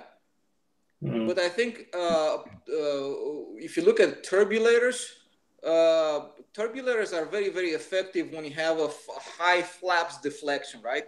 So if you put them just in front of the flaps, as the flaps starts to deflect, because the air is turbulent over the flaps, then it's going to stick to them a lot better. So how about instead of using turbulators that are just indiscriminately placed along the span of the wing, what if we were to put stanchions straight up and put a piece of wire, say 1.5 inches, 2 inches forward of the flap, that would turbulate the air before it got there? Now, I thought that turbulators were made so that the wind did not stick to the wing. No, you want it's opposite. The opposite. It's the opposite. Yeah. So you'd have to, your suggestion, Bob, you'd have to put one on the top and the bottom. Well, yeah, no question about it. You have to put one on both sides. I was watching a video of a guy that had a car, and he put a bunch of little strings on a rear windshield, right? So you see the strings just flopping all over the place on the rear windshield. And he put turbulators just in front of on the back of the hood, just in front of the rear windshield, and all of a sudden those strings were just pointing straight and nice and straight. Chris Rudd. So because the car has a windshield that kind of goes like this, imagine the turbulators were right here, just in front of that, right? Yeah. And the air was just actually sticking to the car. Yeah, yeah. Well, you know, Chris Rudd did an experiment with those turbulators, and he put a little GoPro or something, some kind of little lipstick camera on the I airplane. remember. That was great. And it was dramatic how it straightened out the flow of those tufts. Mm-hmm. And he said it definitely would. Now, I've heard that those little turbulators tend to work better on airplanes that are slightly overweight than light airplanes. Light airplanes don't seem to have a problem. Mm-hmm. Yeah.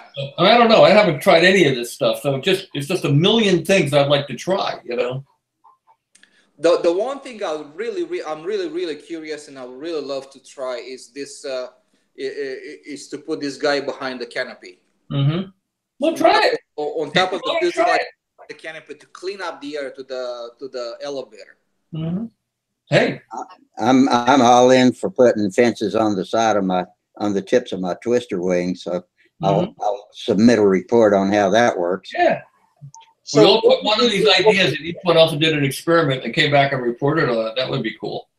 So, Bob, if you put the turbulators on there, what would you be looking for in terms of performance now? You're looking for better corners? Well, what are you looking for? Well, we're always looking for better corners. No question. Well, let's make that a summer project for this show. Everybody can try something different. I should be flying by then. And yeah, that'll be a fun thing. Well, making things more efficient. I'm just getting at, I mean, if you do this, what performance increase are you looking for? How do you know it's successful? You could feel performance increase in an airplane. There's no question about it. If you get a 2% performance increase, you're going to feel it. I mean, those lines that I put on, those Kirikov lines, that was the most dramatic thing I've ever felt. You know, just putting on different lines made the airplane perform better. And performance is judged in how much easier it is for the pilot to fly without corrective inputs for every shape and corner. You know, everybody thinks that there's a big, vast difference between, quote unquote, the top flyers and the advanced flyers. There's very small difference, really. And it's made up of a tiny little increments of percentage of improvements on different things. If you improve your performance 2% and you're an expert flyer, you're probably going to win every nationals. We're not talking about huge differences here. We're talking about very minuscule differences. So if you can increase your performance a couple of percent, that's an amazing advantage. Yeah. Yeah. That always makes me feel Bob, good to say that, Bob. Bob, What's that? I want to add to that. You cannot do that unless you have a plane that is capable to fly better than you. Well, that's right. Your airplane's always got to be better than the pilot. There's no question about it. Yeah. If the better is shittier, the plane is worse than the pilot cannot make progress. Yeah, no matter what they do. The airplane all the time. But, you know, most of us, you know, it sounds pretty self-serving. Most of us have gotten to the point where most of our airplanes are better than we are. Mm-hmm. You know, Yeah. I would say that 99% of the people are not capable of flying a Nobler made in 1949. what do you mean by that? That they're not capable of they're not good enough to get everything out of that airplane. Oh, yeah. Only the top 10 guys are gonna notice a 1% difference or something like that. You know, I don't give a shit. If you took Bob's new airplane and that was the best one he ever built and he flew it the best, he gave it to you to fly, more than likely you would not fly any better. You're not going to get any better, any faster, or anything else. I mean, it's all all up here. I think, well, I don't know. I mean, that's hard to say. It's hard to say. I do think that enough people are out there with talent that's not realized because they don't have airplanes that are as good as they are. Yeah. I think once you get to the point where you have an airplane that's better than you are, then we'll see where the limit of the talent is. But you don't know the limit of the talent until you have an airplane that flies well. It's almost like a catch-22. I was at KOI this last year. There was a guy over there that couldn't fly the whole pattern, but his plane would not cooperate with it. A bad motor, in particular the motor. The motor was horrible. It wouldn't track. It would quit, and it was just not good. Yeah. And then I told him, in general, my advice to any new pilot, if you are an intermediate pilot and you just learn to fly the whole pattern, stop messing around, get a good plane. I'm saying get an ARF, an SV11 ARF, put an electric motor on it, something that's consistent, bulletproof, and with a good. There's another factor Don't too. even worry about hitting the bottoms or anything like that. Just worry about flying pattern after pattern and then improving. There's another factor, and I ran into it when I was coming up the ladder. I could fly pretty good, and but I didn't have good airplanes, and I didn't know what a good airplane was. Yeah.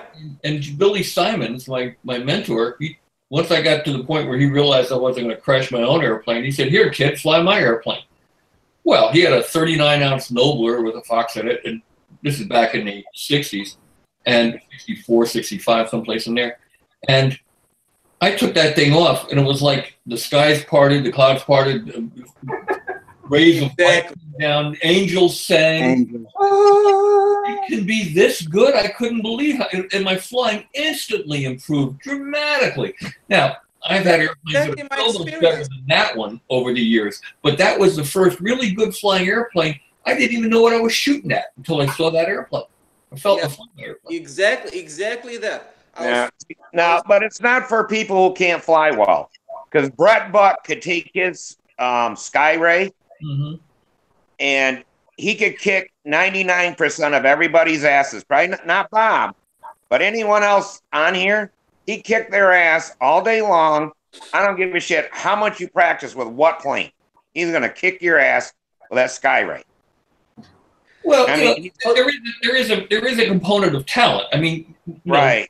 You got to get to a certain point before. But how do you know how much talent someone has until you give them something like a guitar? You could take a guitar that it has a bent neck and old strings and machines that go out of tune, and you can hand it to Tommy Emmanuel, who's the best guitar player on the face of the earth, as far as I'm concerned, ever, and he couldn't play it.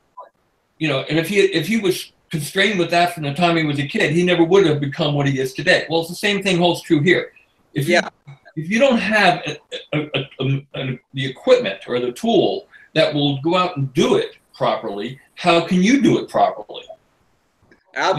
Yes. What I'm saying is a Nobler or whatever, trimmed properly, is going to fly well enough for 99% of the people. Trimmed properly, but that's a big gap right there. Trimmed properly. Exactly. But it has nothing to do with the name on that airplane. You can call it an FB-22. You can call it whatever. If it flies like crap, it flies like crap. Yeah. If you have anything, I don't care what it is that flies well, you'll learn. Yes. Yeah. It has nothing to do with the name on that airplane. I don't think anybody's arguing this point. No, yeah, absolutely, yeah. But you're saying that there's people out there, no matter what you give them, they're not going to go anywhere. Well, that's true. But there may be somebody out there who's better than all of us put together that may never even realize his potential or her potential because they don't have a good airplane, and they never will. So this is why we have to strive to help everybody we possibly can. And once we see that they're safe, let them fly a good flying airplane so they get an idea what it flies like, what a good airplane is. Yeah. I fly one of those good airplanes. I'd like to see what a good plane flies like. What's that? Can I fly one of those good airplanes? Sure, hop on an airplane and come on down. I'll let you fly my Genesis. Billy Burbridge said it's the best flying airplane he ever flew in his life. All righty. I've let people who can't even do the pattern fly that airplane, and instantly they get better. Wow. Yeah. I was as my this is my personal story, right? 1995, 94, or something like that. I was flying a profile with a balsa fuselage and my first balsa wood plane, and I was happy that I had that plane with a 35 size OS Max, very vintage OS Max control line motor on it. And it was flying okay, but still I had problems because the nose was kind of weak. I didn't know what I was doing at the time, by the way. And the nose was kind of weak, and the motor was not running perfectly, and now was not running well at all. So I kind of got tired of it. I said, man, this is just horrible. You know, I said, I'm done with this. I want to get a good plane with a good motor and, you know, get a good stuff, right? So I was catching an article in AMA magazine. Somebody wrote it about the Intrepid, the SV12. I'm not sure who wrote it about, but you know, it was an Intrepid. So it was a good plane. It was, you know, they said it was good. I said, okay, fine, maybe I should get me an Intrepid. So I got me an Intrepid, and then I was searching for a good motor for it. And the way I decided for the motor, this is the funny part, right?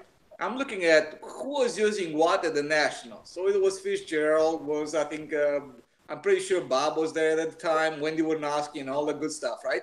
So everybody was running the PA40s, the OS Max 46 VFs, and the OPS. OPS 40s, yep. Yeah, the OPS 40. I think you were using the OPS 40. Yeah, yeah, we were. Billy and I both were using them. Yeah. So I wrote I wrote on a piece of paper. I said okay, PA40, 46 VF, 40 VF, OPS, and every time their name was being mentioned in the magazine, I just put a line underneath it, right? So the winner was the 46 VF. Oh, yay! So yeah. I moved from a profile plane to an Intrepid with a 46 VF twin pipe engine on a carbon fiber prop. I mean, I'm moving from a Yugo to a Ferrari, right? Yeah. But that Ferrari still won't work right if it's not aligned properly, and the air and the tires aren't proper, and the valves aren't set right. You have to make sure that even the Ferrari is set up properly. You know. But with a shitty setup Ferrari, you still do a heck of a lot better than the Yugo. No argument. Yeah, no argument. And I'll start to fly it, and after the first flight, what was that? And then I'm like, just like you said, Bob, I'm going like the halo, the music, like ta-da! Go, this is awesome. You know what? A week later, I could fly the whole pattern in a week. Yeah. Amazing what a good tool. Okay, bye. Yeah. A week later, I knew how to fly the whole pattern. And after that, I said, you know, I said, man, the plane is kind of loose on a little bit loose on the top. Let me move the lead outs backwards. Just for that's the progression. Then you start getting more discerning, and you say, okay, well, this is good, but now I can make it better. I can make it better, and that's part of the progression. I mean, that's just if you're going to become a really good anything, you have to take whatever it is you're doing and not say this is the end of it. You got to keep moving it. You got to keep making it better. Yes, exactly. So that's when I discovered the lead outs, right? So because it was getting worse and worse, and I said, if I push them backwards, I have more outboard yaw, so I get more line tension. Yeah, right? No, wrong. Wrong. So you lose vertical tension. So I moved them back to where they were before, so it got better instantly. I said, okay, so wait a second. If backwards is the wrong way, maybe I should go forward. So I started to inch them forward very reluctantly, right? But things were getting better and better. And I got to the point like I was doing, you know, horizontal 8 and jumping from a horizontal 8 into a square 8. I'm doing my square 8 and going to hourglass right out of there. No level ups, nothing. You know, just plane would stay exactly where I was putting it. Yeah. And then it was kind of a second revelation for me. I was like, holy smokes, this is awesome. Well, you're kind of the exception to the rule, though, because it's really something that's really baffled me over the years. Everybody who comes up wants to build a modern airplane. They build an airplane with all these adjustable features, then they never use them. Mm-hmm. They get the airplane flying, and they say, well, I'm getting to the pattern. You say, well, can you help me trim this? Or can you watch my pattern? I said, well, okay, well, your airplane is hurting you here and here, and here's what you do. You got to move the lead outs or move this or do that. And they say, no, it's flying okay. Yeah. Well, have you ever moved the lead outs? No, but some people get to the point where the airplane goes to the pattern, and they say, well, that's as far as I'm ever going to go. That's crazy. That is. Yeah. I remember my first contest. It was in Los Angeles area. It was not Whittier Marrows. It was a different one where Bill Biles was he was flying his Skylark, a red Skylark, and he was saying like everybody was messing with him. It's like how many people it takes to lift it up because Was a very heavy plane. Okay, besides the story, but I'm going to my first contest. I just learned how to fly the whole pattern maybe a week before that, and I could not come back on Sunday. So they said I either flew classic. I couldn't fly classic with an Intrepid, with an SV in 94, 95, but you know, they say you can fly beginner. So my first beginner contest, you watch this guy flying beginner with a with an SV12 with a 46 VF with 5 more on it and all that good stuff. So everybody was looking at me kind of like, what's something is wrong here, right? So I'm flying the beginner pattern, and after I'm flying the beginner pattern, I'm filling in the blanks after that, right? I'm starting to do the squares and the outside squares and the triangle and the hourglass and you know, raggedy and shaky and whatever it was, but you know, was decent still, right? After I landed the plane, the judges come to me. They said, "You done." You know, it's interesting. It's interesting that, you know, no matter what discipline you're in, whatever hobby or whatever pastime you're in, there's a lot of things that coincide. You know, and one of them is no matter what you're involved in, whether it be fishing or motorcycling or music, the better the equipment you have, the faster you're going to make. Yes. Chet Atkins once said, famous guitar player, he said, people come to him and say, well, my son wants to play. I want to get him something that's not too expensive because I want to see if he's really serious at it. Wrong. He says, buy them the most expensive thing and best thing you can possibly afford, and see if they can grow into it. If you can't, then you sell it. But you can still sell it, yes. You give them a chance to learn. A lot of people get frustrated right off the bat because their equipment, no matter what it is and what discipline, their equipment doesn't work right, and they can't see that they're making any improvements, so they quit. Yes. So it behooves all of us who can do this a little bit to let people who want to learn how to do this, give them. I've always believed in each one, teach one. If you see somebody that has some ability and some interest, even not even ability, just interest, give them everything you possibly can as far as time and effort and helping them and working with them, and see how far they can go with it. They may never become a top flyer. They may beat your pants too. You never know, you know. But that's the obligation we have to the next generation of this, is to continually help them get to the level we were at, so they can maybe go further. Yes, yeah. My good friend Aaron Nottingham. It's back when I was in Illinois. I met him at a hobby store, and he was looking for a control line plane. And the guy at the hobby store is like, you wanna have somebody that tells you what to build for control line? Go talk to that guy over there. It just happened that I was over there.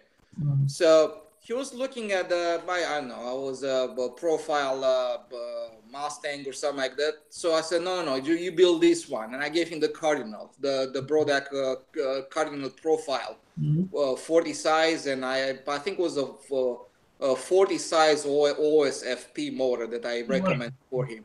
So that was a really, really solid performer for the first plane. He learned how to fly that pretty well. You gave him a chance. You gave him a chance to get better.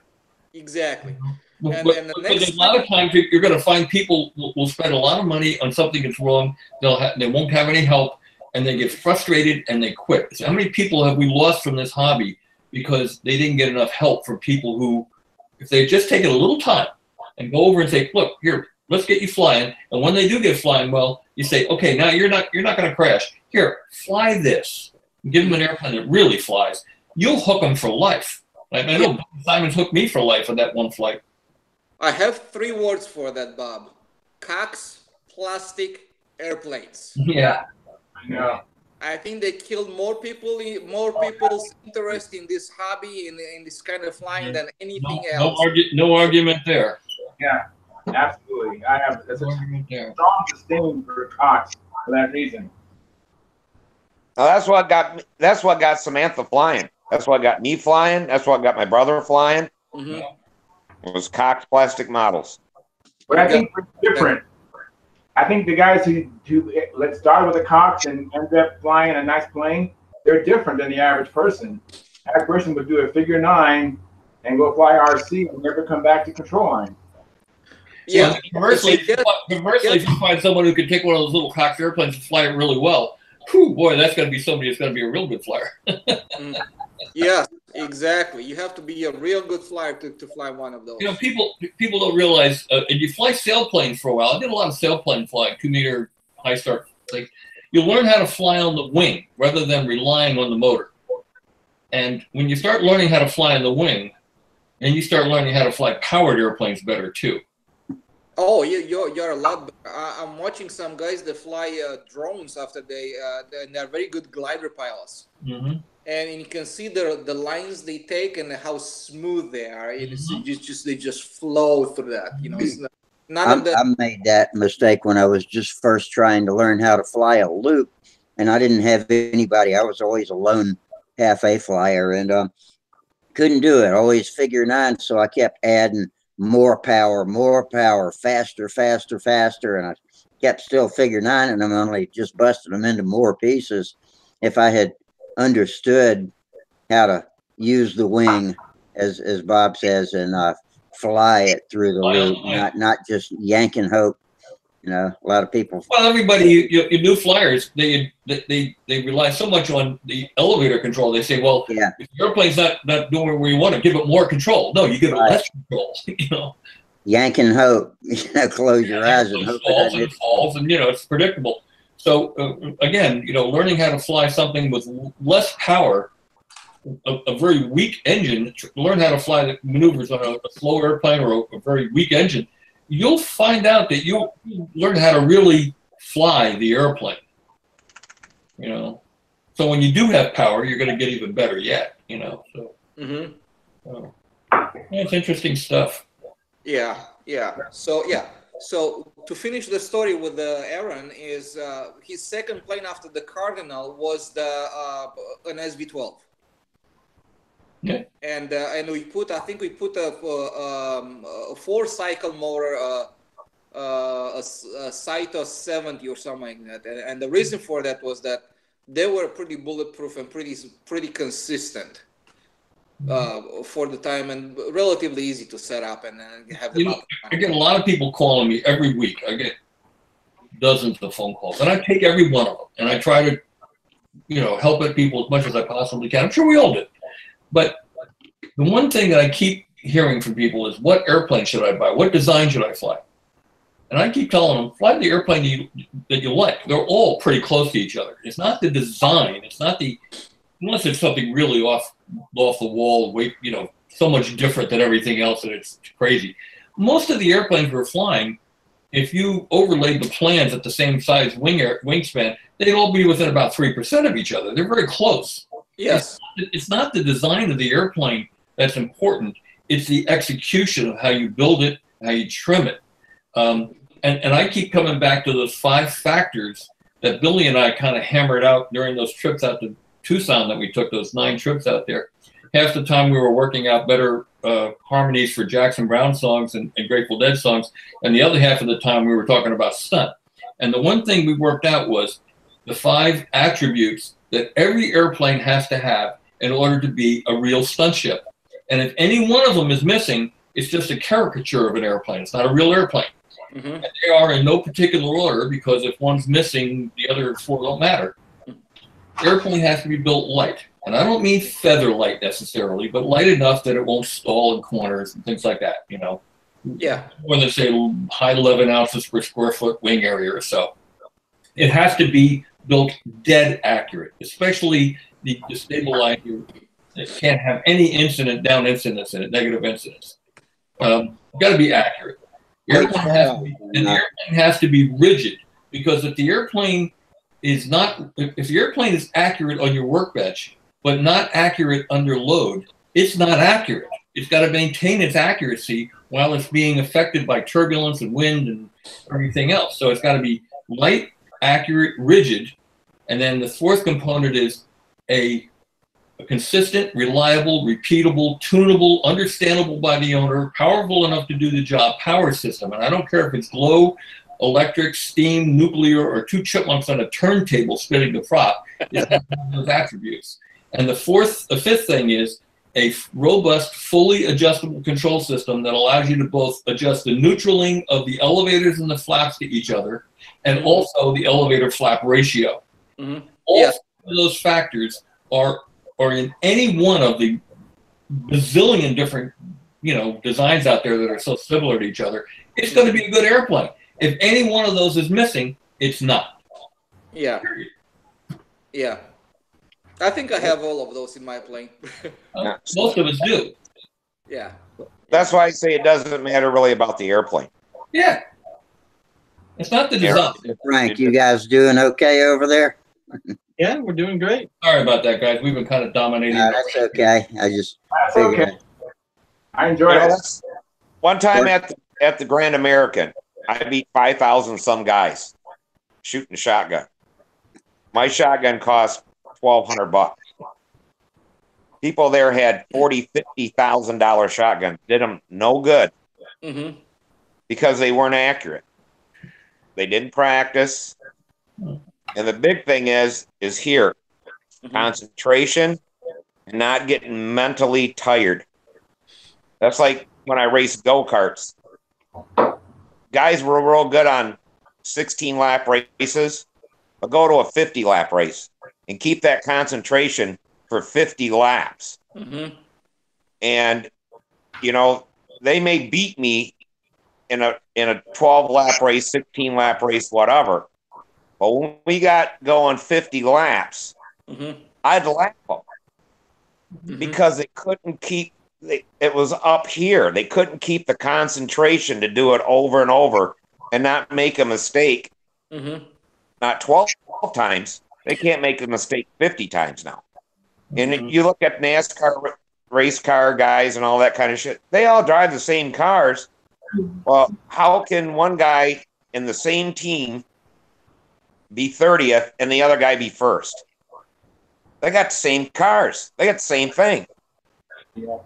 When Jimmy Johnson was winning, nobody could beat him. Once he started losing, now he can't win again. Same thing with Jeff Gordon. I mean, they were all driving the same cars. Yeah. It's like the year that Bob won the world championship.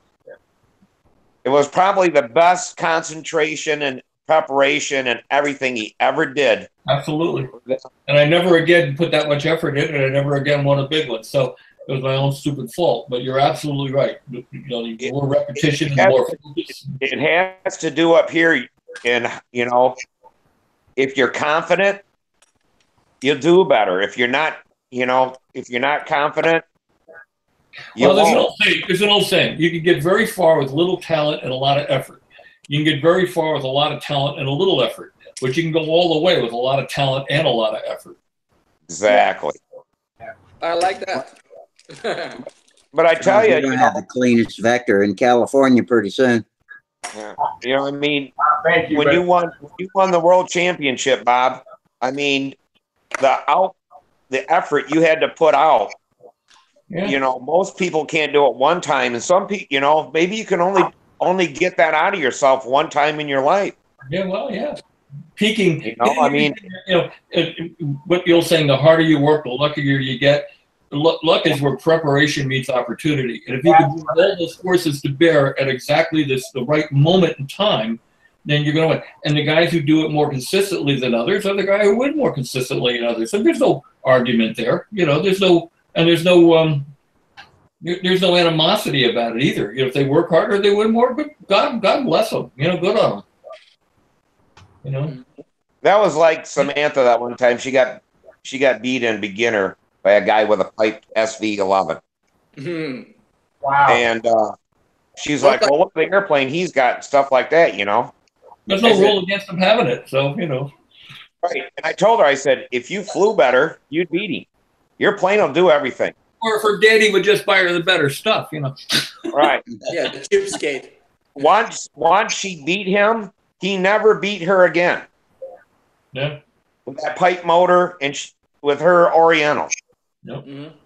She kicked everybody's ass with that Oriental. I said, it doesn't matter on the plane. Mhm. You know, but that there for a while because, oh my God, look at that airplane to flight. You know, it's got to be better than mine. I can't win. Well, you think you can't win, you won't win. No, that's true. That's true. Whatever you think, you're right. But she beat him. She beat him in intermediate with that Oriental. Mhm. And you know, my brother always says, "Why don't you fly the Oriental? You won more contests with that airplane than anything else." I want a better airplane. All right. I remember I had an Oriental. I built an Oriental, and I was at the Nats in, I think it's 98, 97, 98 or something like that. So it's raining outside, and everybody just sitting under the pavilion waiting to go and fly, stuff like that. And I said, I'm going to be goofy. I'm going to go out and fly right in the rain. So I'm starting my Oriental, and the engine was running very, very differently because it was so humid, and so the air was so. So I'm flying about 6-second lap time, right? And I said, you know what? I'm just gonna just tickle this plane around, just see what it can do. And I ended up doing the whole pattern with it. I was like, I'm gonna come on, baby, come on, and then just ease up on those corners, just barely touching those controls, like I was like dancing on the edge of the limit of everything, right? And I think that was one of perhaps the best pattern flight I ever put in my whole life. In which at which time I kind of learned the value of flying slow or having a slow flying plane. I mean, I could probably, it wasn't hard to fly, but you have to be very careful. But you have so much time. You had so much time. I mean, I could have read a book and do the pattern at the same time. You know, it wouldn't make a difference to me. So 6-second lap time, if you can imagine. Wow. What are you doing there, Before Charles? y'all all came into the show, me and Frank were talking about flying speed. He just flew his Cardinal recently, and for the first time, and working on the speed with different props and that sort of thing, and talking about our favorite speeds. And I always fly a little quick. I'm more comfortable knowing it's gonna make that climb on a windy day over the top. And I think when I get back to it this summer, I'm going to try experimenting with slowing it down and concentrating on the pattern a little more. I've spent the first part of my career learning to do a decent pattern with respectable shapes, and now it's details I need to work on. And so you know, there's two schools of thought on that, and slowing it down is one way. The other way is to speed it up. If you want to really get, especially in the spring, you want to get yourself in shape quick. I used to fly a Voodoo with a Fox 35 on it. I had a little Voodoo, and I would go out and fly the pattern with that Voodoo. that'll wake your reflexes up. And if you could get it looking like anything, I mean, you could get it looking halfway decent. When you went back to your stunt ship, you felt like you were flying in slow motion. Yeah. I've been thinking about practicing with half A, and that's something I can do across the street too. So that might help get me back in the game too, get my muscle memory for a while, and then when you go back to a slower airplane, it'll be like in slow motion. What are you doing there, Charles? He's cleaning that vector, boy. You're not cleaning it. He's cutting the canopy off or something. The canopy off, yes, on but everybody, yeah. What's wrong with it? Well, you know what?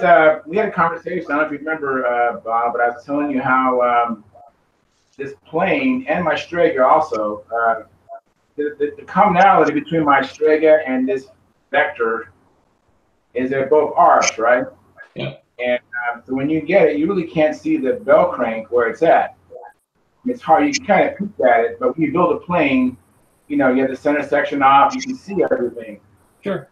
Well, this plane was turning quicker on outside. So when I'm doing a horizontal 8, when I get to the outside part, I'm trying to go down low, but then before I know it, the maneuver is over. I mean, it was just quicker than the inside part of it. Mm-hmm. I tried everything else. I mean, I adjusted the push rod from the elevator to the flap, and I did get to improve some, but the end result was I put so much up elevator in it that when it was flying, That is the tail was. Did you check the incidence of the stabilizer versus the wing center line? no.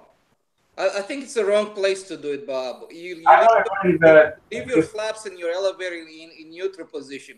The place where you make the change, you make it from a push rod from the bell crank to the flaps. That's where that's what he's talking about. 3 people, and all I can tell you is this plane is living proof. I have actually made this adjustment 2 times already.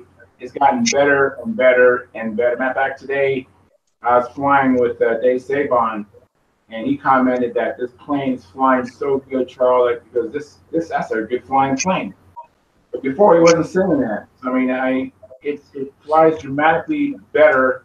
I slowed down the outside maneuver by pushing the flap horn down from the push rod from the bell crank. So just by extending that push rod from the bell crank, I'm pushing the flap horn in advance of the. What you're saying is when the flaps are neutral, is your elevator, is your belt crank is neutral too? Yeah, now it is. Now it is. And I thought it was before when I assembled it. And I assembled this plane 6 years ago. I actually flew this plane in beginner, and then in the second round, I had a hardware failure, which probably has saved this plane. That's why it's still in one piece. Now I'm flying it again 6 years later, enjoying it.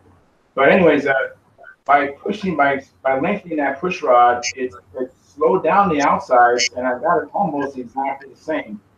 And that's the correct way of doing it. Huh? That is the correct way of doing it. You leave your flaps and elevator nice and neutral, and you adjust the neutral point of your bell crank. Mm-hmm. Right. Yep. One of the nice things about building, we were talking before about building accurate airplanes. Right. If you build an accurate airplane, then everything can be 0, 0, 0. It's going to work. You don't have to put bending, drooping controls or floppy controls or whatever. If you build everything accurately, it's going to work. Right. Yes. Like I said, I put this 6 years ago, so it probably wasn't as accurate as it could have been. Yeah. But you know what? I've noticed that a lot of people make mistake, like when they have more inside than outside turn, they make the mistake to start to give it some up elevator or some down elevator to fix over there, when they should leave them both neutral and just change the neutral point of your bell crank. It's in a push rod from the bell crank to the flaps where the adjustment needs to be made to get your inside and outside neutral, not from the flaps to the elevator. Absolutely. Yeah, when I did that, like I said, I did do it like everyone told me to do it, and when I did that, adjusting the flap to elevator ratio, I was flying upright, and then the tail is up, and I'm inverted, and the tail's down. Not a whole lot, but just a little bit. Yeah. And it's problematic when you're doing the 4-leaf clover, because you do the first round and you come around and you fly level. Now my plane has a down attitude because the tail is up. Then I go down and do the second round, go up to the third round, come back. Now I'm flying inverted, going back from left to right. And now the nose is up. Mm-hmm. Right? And it's just like, this is more work than it had to be. So this has helped dramatically. And I have no hesitation now. I've cut this thing open several times already because I can't. I fly it and I really see if it's satisfactory or not. Might want to, instead of gluing it back on, you might want to just put the tabs on there and bolt it so you can take it off when you have to. I think on the Pathfinder I'm going to build, I'm going to move the canopy a little bit forward so I can maybe make a hatch there just in case, because I actually like this feature of adjustment. Yeah. I like to make it without having to use these or this, Mm-hmm. One thing you're going to find is you're going to become a better and better flyer. For now, you're flying the airplane. Oh, you're actually noticing what it's doing, and you're correcting the airplane and not trying to do it different or whatever. Yeah, it's unfortunate when you first start, so excited to fly, you can't discern what's going on. You're just so excited and you just white knuckle everything because, you're just trying to get the plane to turn. You don't realize, and you're thinking, well, I'm just a beginner. If that's the case, I don't know what I'm doing, so it's probably me.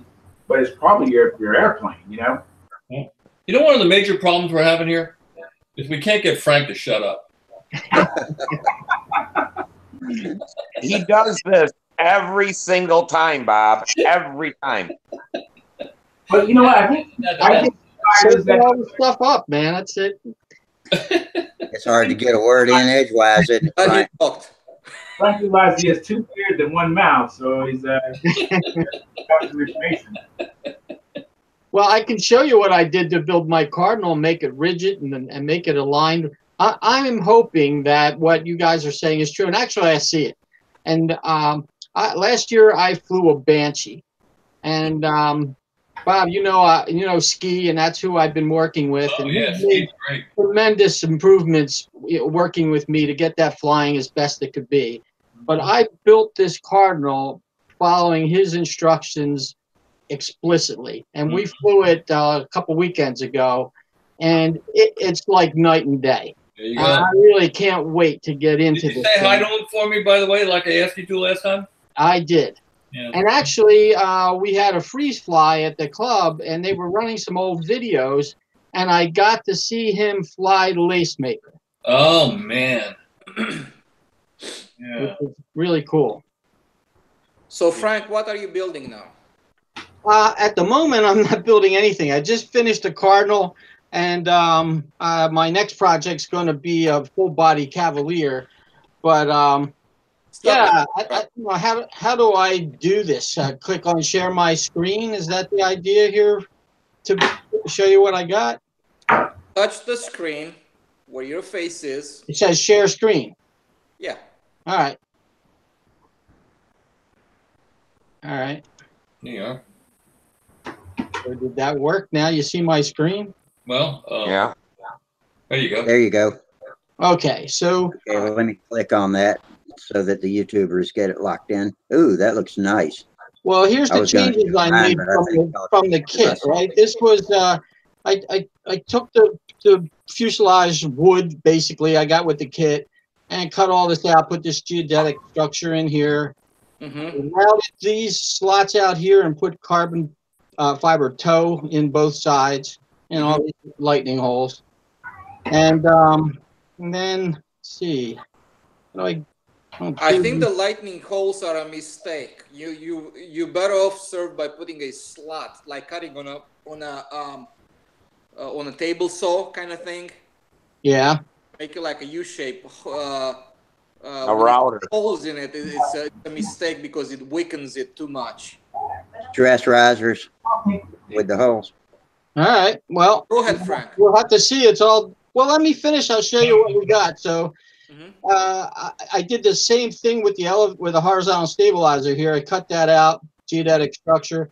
Basically, threw away the rudder and the vertical stabilizer and reshaped it. Made that all open as well. Pretty. And let's see what comes next. I didn't follow the same routine for putting the bell crank in with a plate on the bottom. Tension and compression joiners. Yeah, so this was so I could put a bell crank suspended between the top and bottom. So I got a top plate here, and you can see it in here. There's the bottom plate and the bell crank suspended between the two. And let's see. Gives you ancillary benefits, too. Makes your wing stronger. And here I added an extra rib out here, so this is a 1/2 inch longer, and then I shortened the one up on the other side, so the net effect is the inboard panel is like 1 inch longer than the other. And what else? And, okay, so I didn't use the flaps, the solid pieces of wood. I built this all on a piece of glass. So I laid out all the structure like you see here. And then there's, I laid a piece of 16th inch piano wire along, it's not on here, but it's on the trailing edge. And I sanded this down to that wire, right? And then glued on some sheeting on top of that, and then flipped it over and did the same thing again. I put the wire along there, sanded down to the wire. So now both pieces of 16th inch sheeting are coming together, and I capped that with like an 1/8 inch piece of square. The only thing you got to be careful of when you're building flaps on a flat table and the flaps have a taper to them, they have what's called a helix. Yes. And you can actually build a warped flap. Yes, that is correct. Well, I guess I got lucky. Ski drew all these plans up for me, and they came out dead true and really light. Here's another shot of it. Here is like you can see here where I've got the taper cut. This is a piece of basswood, right, that's just routed out here to accept the flap horns. And then here's a shot with the sheeting going on. So it's a fully sheeted flaps? Fully sheeted flap, top and bottom, with the structure you see inside there. See, one reason I like to do the flaps, I'm going to do them by making them out of foam or build them up on a piece of foam that has been cut with a flap, is that you have the helix built right into the base, and you don't get that chance to warp it. Anytime if you had constant chord flaps and you built them on a flat table, then they'll be fine. But if you have a tapered flap, since the angle of the root, the tip rib is different than the angle at the root rib, yes, hitting the table at the same time, you're going to build a warped flap. Yes, that's absolutely correct. Explain that again, Bob. Okay. If you had a constant chord flap, in other words, it was same at the root as it is at the tip, the same chord, same width, front to back, then the angle of the rib from the leading edge to the trailing edge will be the same at the root as it is at the tip. But if you taper the flap, the tip rib has got a steeper angle. And if you build it flat against the table, you're building a warp into the flap. Here, let me show Steve what's going on. Okay. So you have a flat table, right? Yeah. And you have the root of the flaps. Say this is the root of your flaps, right? Yeah. And let's say this is the tip of your flaps. Okay? Okay. You keep them on a flat table. Do you notice the difference in the angles here? Oh, okay. That's the warp. Now, if the flaps is equal length, I mean, if it's a rectangular shaped flaps, then you can do it on the table. Right. But as soon as you make it a little bit shorter, your angle, you're inducing a warp in it. Right. What you want to That's do, why I'm always getting warps in my flaps. And that was on Samantha's plane we took to the World Championships, and damn flaps twisted. But that's exactly how we build them on a flat table. And how do you do that without doing it on a flat table? what you want to do, you want to get your block of wood, and you cut the top view, whatever is like trapezoid, whatever shape you have from looking from the top, right? So the block of wood is sitting on a table. Now, say just for the sake of argument, I'm saying this is 3/8 here. Yeah. And say you want to have a 1/8 here on the trailing edge. Okay. 1/8, right? Right. Yeah. What you want to do, you put a rod here that's 1/4 inch. Make sense? Yeah. Yeah, that's what I always do. And you do that, right?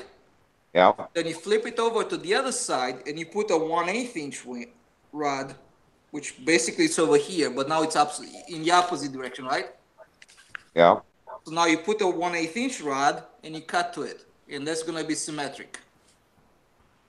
Okay. Even if it's tapered like at the bottom. Yeah, because you flip it over. Okay, that's the way I always do it. Okay. Let's Don't get back to Frank's now, slideshow. let me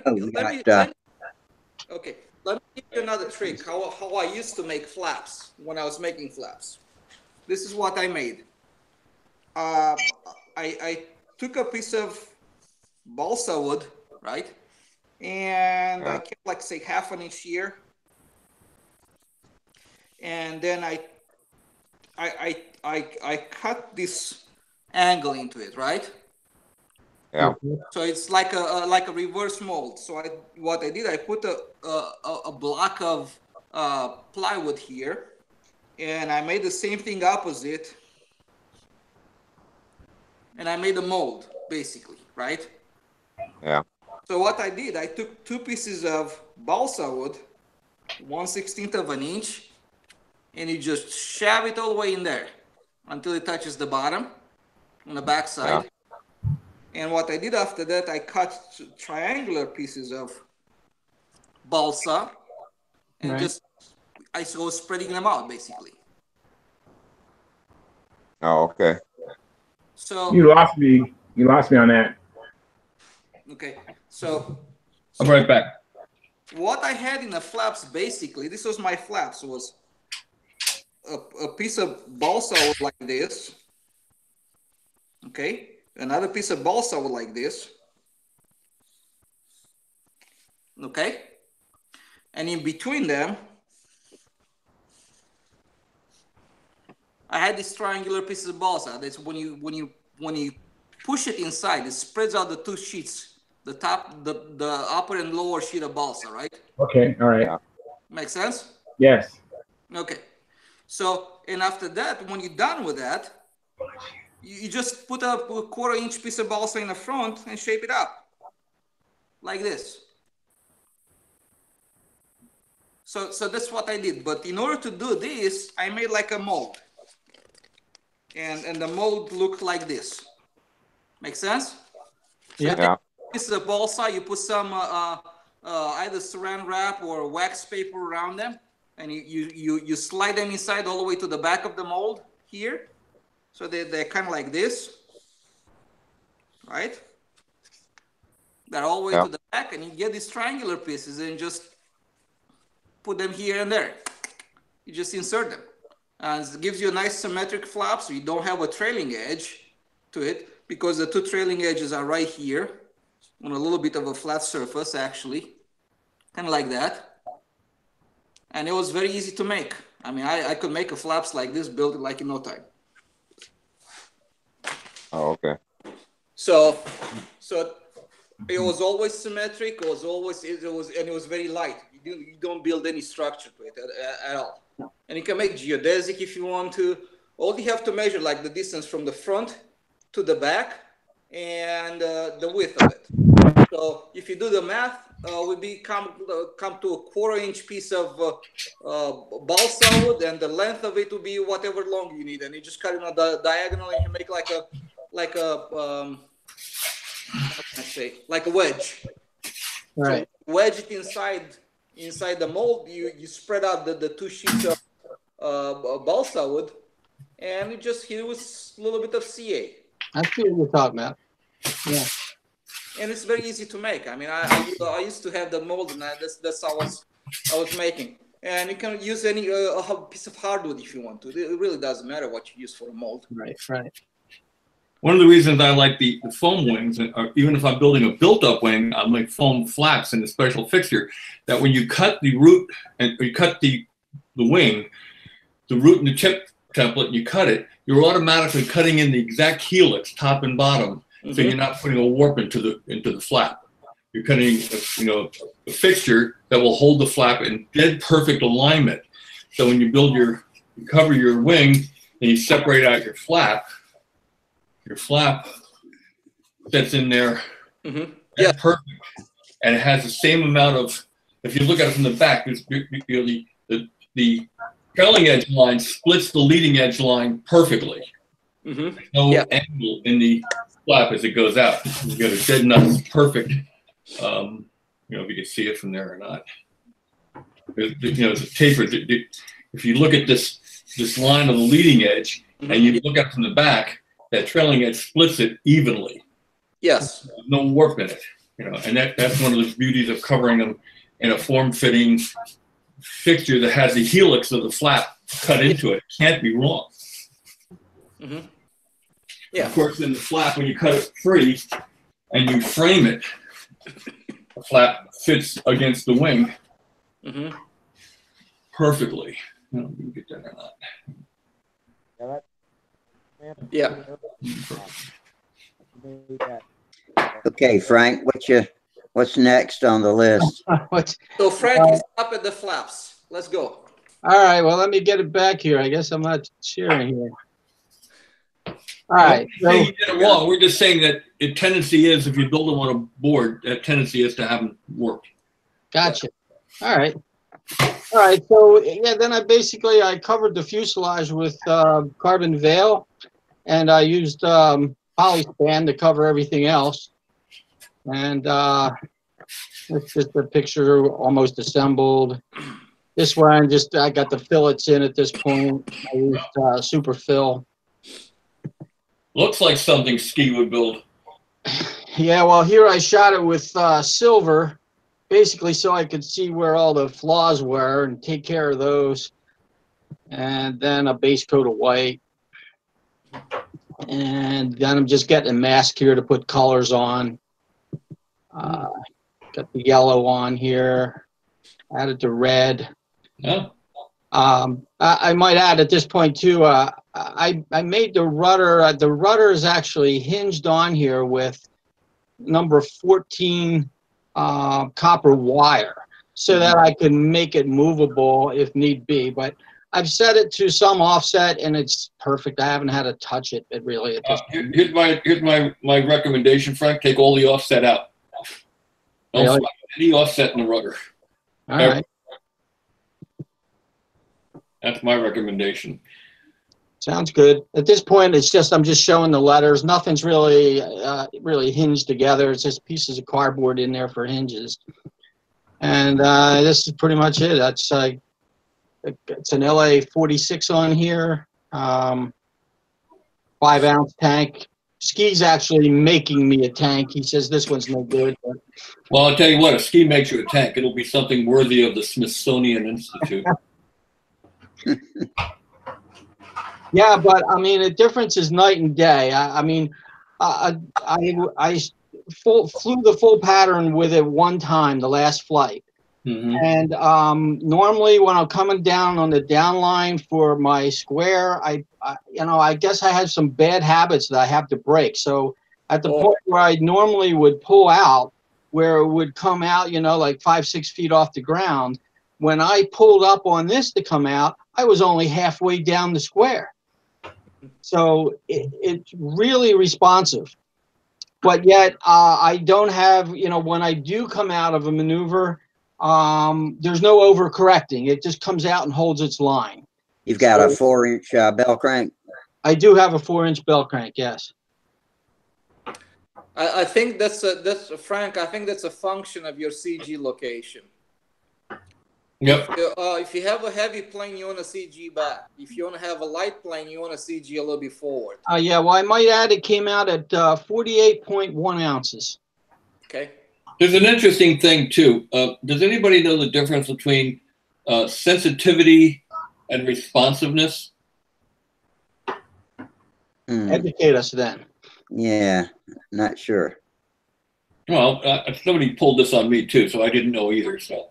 But sensitivity, if you look at the two words, sensitivity and responsiveness, one is a qualitative word and one is a quantitative word. Sensitivity is qualitative. What's sensitive to Frank may not be sensitive to me, or vice versa. It's how our nervous systems are set up. Okay. All right. Responsiveness is strictly a function of how the airplane is aerodynamically working. Yes. Okay. So can an airplane be both very responsive and very unsensitive, or vice versa? Take a Porsche. You have a Porsche 911 rear drive car, a very responsive car. Okay. Now you put 700 pounds of luggage in the nose. Is it still going to be as responsive? No, because it changed the center of balance. Right. So you're putting a lot of nose weight in an airplane. You're doing the same thing. Yes. So how do you get an airplane to be both responsive and non-sensitive? Well, you can get it to turn real fast by pushing the CG back. But now, if you could, you deal at a handle to make the plane respond to your liking. Right. So what you're saying, and here's just not just a handle, but what you're saying is slow down the controls. Exactly. Right. So you can make an airplane that's very, very responsive be unsensitive by making the amount of motion you have in your hand put less motion on the elevator and flat. Yeah, that's with the CG You still back. get the feeling of, you don't have to worry about just moving your hand a little bit. You can move your hand a full amount. The airplane's just not going to, it's going to be very responsive, but it's still going to be very unsensitive. Or you can adjust the sensitivity to be right where you want it to be, while maintaining all the responsiveness that the airplane has inherent in it. Yes. Yes. Yes. It's like rack and pinion steering. How quick that is. And if you take something it's got slower steering, it's not going to feel as sensitive when you turn it, but it may be just as responsive of a car. Yeah. If the car is very twitchy, you want to jump all over the place, get a bigger wheel. Exactly. Yeah. Well, that's what I'm saying here. I went from something, would make the wheel smaller. And yeah, well, I don't know what happened here, but I went from something where, like what I was saying with the Banshee, when I gave it the input to pull out, it took longer for it to come out. Where this is much faster coming out, I don't have to put as much input in to make it happen. There you go. And when it does come out, I don't have any bobbles. It pops right out and holds the line. I used to think I'm really terrible at doing this. I don't know what it takes to be able to hold this line when I come out. Why is one different than the other? And it's probably because of the control system geometry versus the balance of the airplane. Yeah, well, Ski designed the whole geometry. And there's probably a great deal of luck over there. Yeah. So do you understand what I was saying, though, about sensitivity and responsiveness? Yes. Yeah. Something can be both very responsive without being very sensitive. There was a guy named Red Reinhardt. Anybody ever hear of him? Yeah, I've heard of him. Yeah, well, he worked for my dad for 36 years, and he was like a big brother to me. But he was very famous on the East Coast. He was the top stunt flyer for many, many years.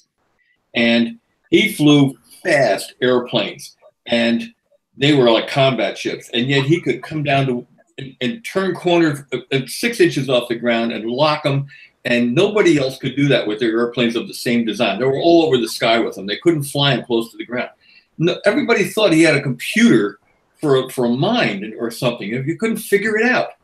And then one day he told somebody, he said, look, he says, see the bell crank when you buy the bell crank? It has 3 holes in it, right?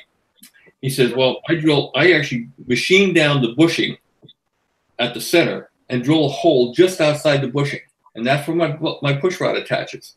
Mm-hmm. And now a full throw of the bell crank only moved the elevator about 1/8 of an inch. Mm-hmm. So he can move his CG very far aft and have the airplane be very responsive, but not be very sensitive. Yeah. I have a story about that. I was visiting my dad in Chicago, and I used to go and fly the Schaumburg area. And someone over there had like a USA-like plane, but it was very heavy with a PA-60 in it on muffler. It was a big plane and very heavy, right? And he said, "You want to fly it?" And I said, "Sure, I'll fly it." So I flew it one time, and I was almost crashed it because the plane would not turn if his life depended on it. And he said, "What do you think?" And I said, "Well, this is what I think. It's not turning, la la la la la." And I just explaining my point of view. I said, "Let's add some tail weight." So we start to add tail weight. I think if you look at the Brodak weights that come in a box, I think we put at least 2 of those on the back of the plane on the rudder. 2 boxes or 2 weights? Yeah, so we put was it a ½ an ounce worth of weight? Wow.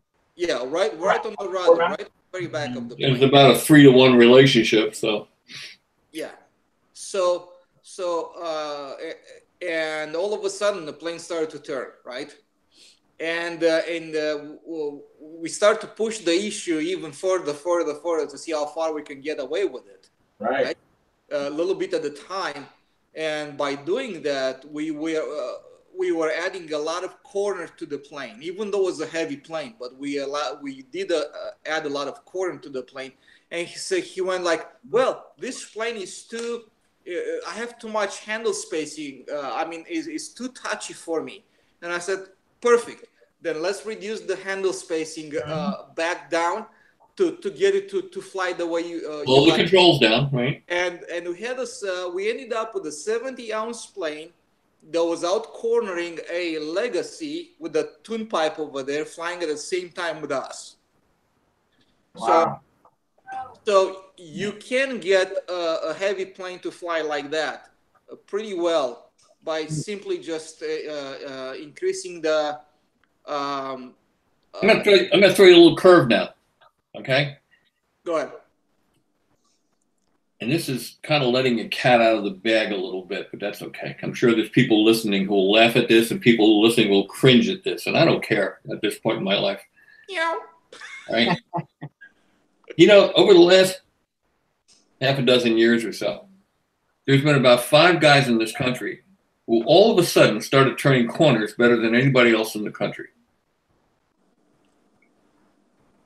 I don't know if you've gone to the Nationals or not and watched some of these guys that are winning. The kind of corners they're turning are unbelievable. Mm-hmm. And they're stabilizing after the corner instantly. And what are the odds that 5 or 6 of these guys all of a sudden got that much better than everybody else? Very low. Pretty low. The odds are they found something. Uh-huh. Right? And it dawned on me just recently what it is. Because we used to turn corners like that back in the 70s. We had that exact same kind of corner. And Schaefer, who was flying those, he retired and then passed away. Bill Simons retired. He had probably the hardest corners I've ever seen. And I was turning hard corners, and Billy Werwich convinced me to move my center of gravity aft. Mm-hmm. He says, your airplane will turn better. Indeed, the airplane was capable of turning better. It was more responsive. But the human being wasn't capable of stopping it after it turned that tight. Mm-hmm. So I ended up softening my corners so I wouldn't overturn. Mm-hmm. It was kind of like catch-22. So it was backwards thinking. Mm-hmm. We were balancing our airplanes fairly far forward and using high angles of deflection and light airplanes to turn corners, and they would lock every time. Anytime you got anywhere near neutral, they would lock. Well, I flew David Fitzgerald's airplane out at Clovis at the Golden State Championships one year, and it didn't register to me what I was feeling. That was set up just that way. It was very nose heavy, and it felt like it was the Queen Mary, like it wouldn't turn at all until you hit the lever. And then the airplane would just snap turn and lock. Anytime you get back anywhere near neutral, it would lock. Yeah. And I flew Jose Modesto's Shark, his Yatsenko Shark, was set up the same way. Had a tremendous amount of elevator and flat movement or elevator movement. Mm-hmm. And it was set up very nose heavy. And with all that elevator movement, I said, man, this thing's going to be touchier than anything. I got up, it felt like the Queen Mary. But when I hit the lever, the thing would snap turn and lock.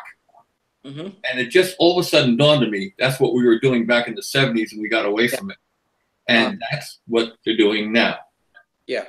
But they're getting both a tight turn and a tremendous lock after the corner by forcing it around the corner. They have a light enough airplane that it won't stall.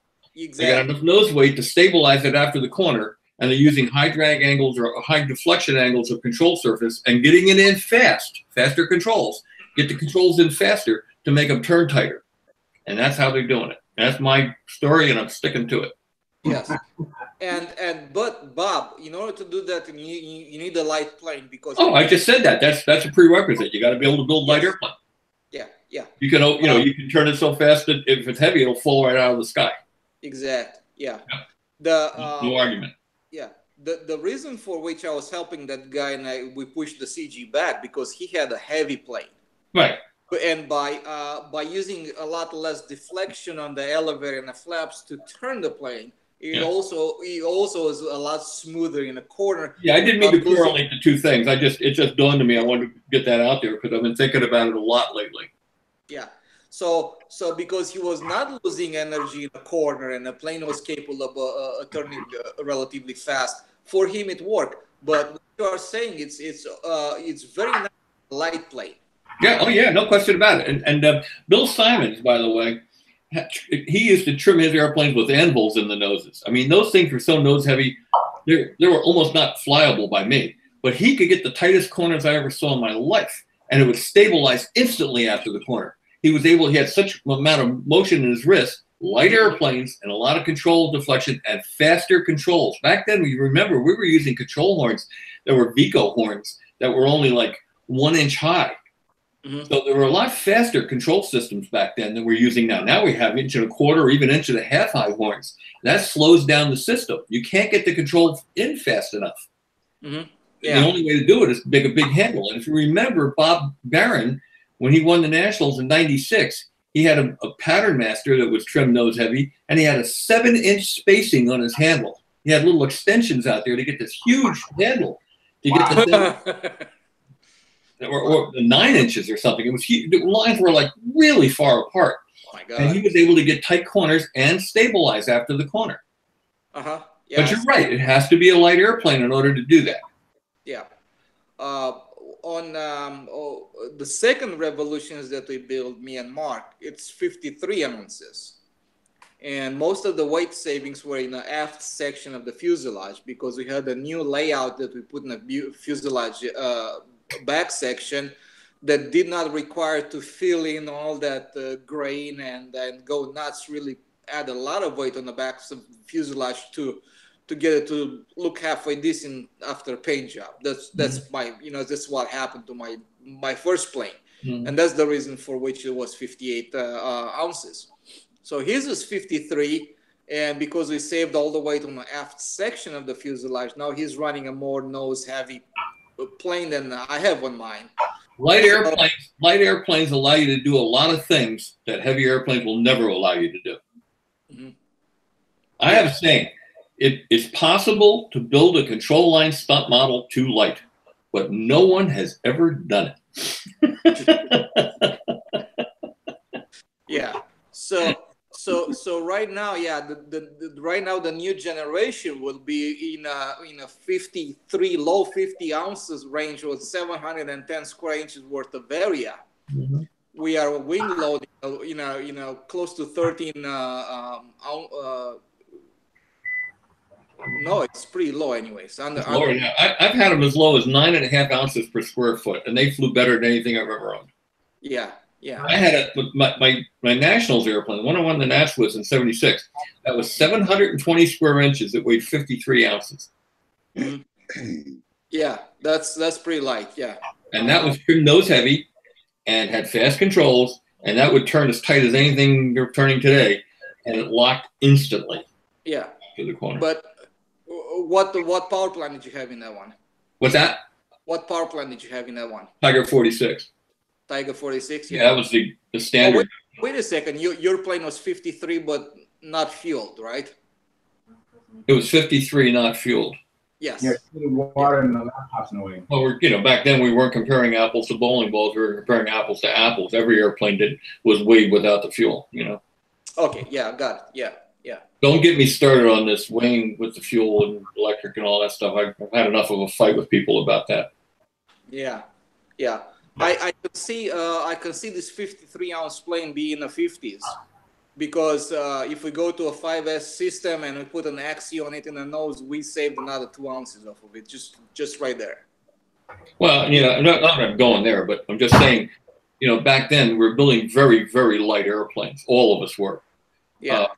Simon's Scorpio was 54, 55 ounces. It was 720. He had one at 820, or 850, 850 square inch airplane. It weighed sub 60 ounces. That thing had corner to burn. Yeah. One thing I've noticed on this new plane I'm flying now is that it tracks a lot nicer than the other planes, and it's still locking, even though it's a light plane and with an FCG. But my horizontal is much further back compared to anything else I've built before that. That's a fairly high aspect ratio wing too, isn't it? It's actually an SV11 wing. No, that's fairly high aspect ratio. From the platform that I just stretched it out ever so slightly. So it's a 62-inch wingspan from, I think, from 56 or something like that. So I'm not sure exactly what the numbers are, but it's interesting. Billy Wehrwich has had two really outstanding airplanes over his last part of his career. One of them was an airplane called the GOXL, which was basically just a USA 1 with a little bit rounder leading edge. That wing was a USA 1 wing. But that was a low aspect ratio wing on the low aspect ratio side of things.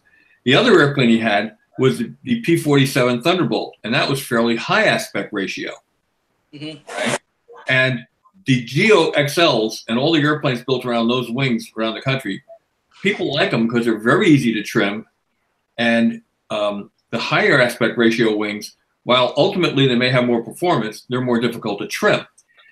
And the high aspect ratio wings will tend to turn easier, but they're harder to lock after the turn. And the way to look at that is, picture if you had a 50-gallon aquarium in front of you, and you have a ping pong paddle, and you have a 1-inch wide ruler, okay? And you take the ping pong paddle and you put it edgewise through the water and then turn it. What's going to happen? Is it going to turn fast or is it going to turn slow? Slow. Right, because you're displacing so much water forward of the center of pressure on the top and after the center of pressure on the bottom that it's going to have a lot of drag, and it's just like air. It's going to dispel a lot of water and turn slow, but it's going to be easy to stabilize after you turn it. Right, you're going to come out on the track you want. Now you take the 1-inch wide ruler, pull it through the water edgewise, and turn it. It's going to flick turn, right? Yeah. It's going to be harder to stabilize and put out on a line coming out of that corner. Yeah. You know, so there's an interesting correlation between low aspect ratio and high aspect ratio. Now, if you take the high aspect ratio wing, which has got a better L over D and will turn quicker, and then build it light and put more nose weight in and faster controls, you may have the best of all worlds. Who knows? Yeah. Which is something you may be approaching on your airplane. Yeah. Here's just for kicks and giggles. The revolutions horizontal, it's almost 5 inches further back than if you measure hinge line to hinge line compared to an SV11. It's almost 5 inches further back. I have 22 inches I'm measuring from the middle of the stabilizer because it's swept back and has dihedral in it as well. So I'm going at a midway point in a stabilizer to the hinge line on a flaps. So it's 17 inches compared to 22 inches. Now, because the stabilizer is so much further back, it has so much authority. Yeah, you got more tail volume coefficient. It has so much authority that and power in turning this plane around. It's like and in general, if you move the stabilizer the further back you move the stabilizer, the better the lock you're gonna get. Well, it's like fletching on an arrow. Exactly. Yeah. Yeah. So Sparky was saying something about the angular momentum, and we did talk about a while ago, and I took the time to study the issue and see what's all about, and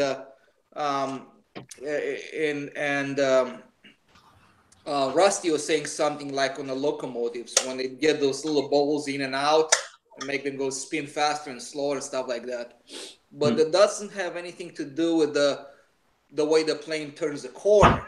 It has to do with the weight distribution of components in a plane. So if you put the weight always to on a tail, on a nose, it's going to spin a lot slower than if the same weight is placed around the CG. Absolutely. Kind of thing. Barbell effect. Yeah, exactly. So that was that, but it doesn't have to do with the way the plane turns. The function of the elevator is to change the angle of attack of the wing. Right. By changing the angle of attack of the wing, that's what gives you the lift, and that lift in turn gives you the corner. So the further back you put the elevator, the more torque you create. The more torque you create, the more angle of attack. That's pretty well known, actually. You know. What? That's pretty well known. Yes. You know, yeah. That's nothing real new. Yeah, no, I understand that. but I was trying to correlate how come is the angular momentum has to play in a flight path, but it was not in a flight path. It was in a weight distribution within a plane. Conversely, too, by the way, you sweep the trailing edges forward, you're essentially lengthening the moment arm as well. Yes. So, you know, swept forward trailing edge wings tend to turn easier because more like ball bearings, because you have a longer tail moment arm. You have more tail volume coefficient. Yes. Yes. We're getting pretty technical here. I think we're putting Frank and these guys to sleep here. Wake up, Frank. Hey, I'm gonna have to jump off here pretty quick here, guys. So I got okay. a bunch of wings to blank out tomorrow morning. I got a lot of wing orders. Mm-hmm. I'm gonna replay this video to understand it better. Well, there's a lot in here. You know, there really is, and not everybody's going to agree with all of this either, and that's okay. Yeah. I like to understand what sometimes people say something and I don't understand. I like to go and look it up and figure out what they mean by that, and understand the mechanics behind it. And you know, they either it will either approve or disprove what they're saying. And sometimes this hobby, these model airplanes we're flying, can be counterintuitive. You know, things that may seem to make a lot of sense don't work, completely don't work. And if you do something completely opposite to what makes sense, it does work. Now, that's what really always threw me. It's you know, it's hard for me to get the correlation sometimes between the current physics and what's really happening. Yes. Yeah, I see that.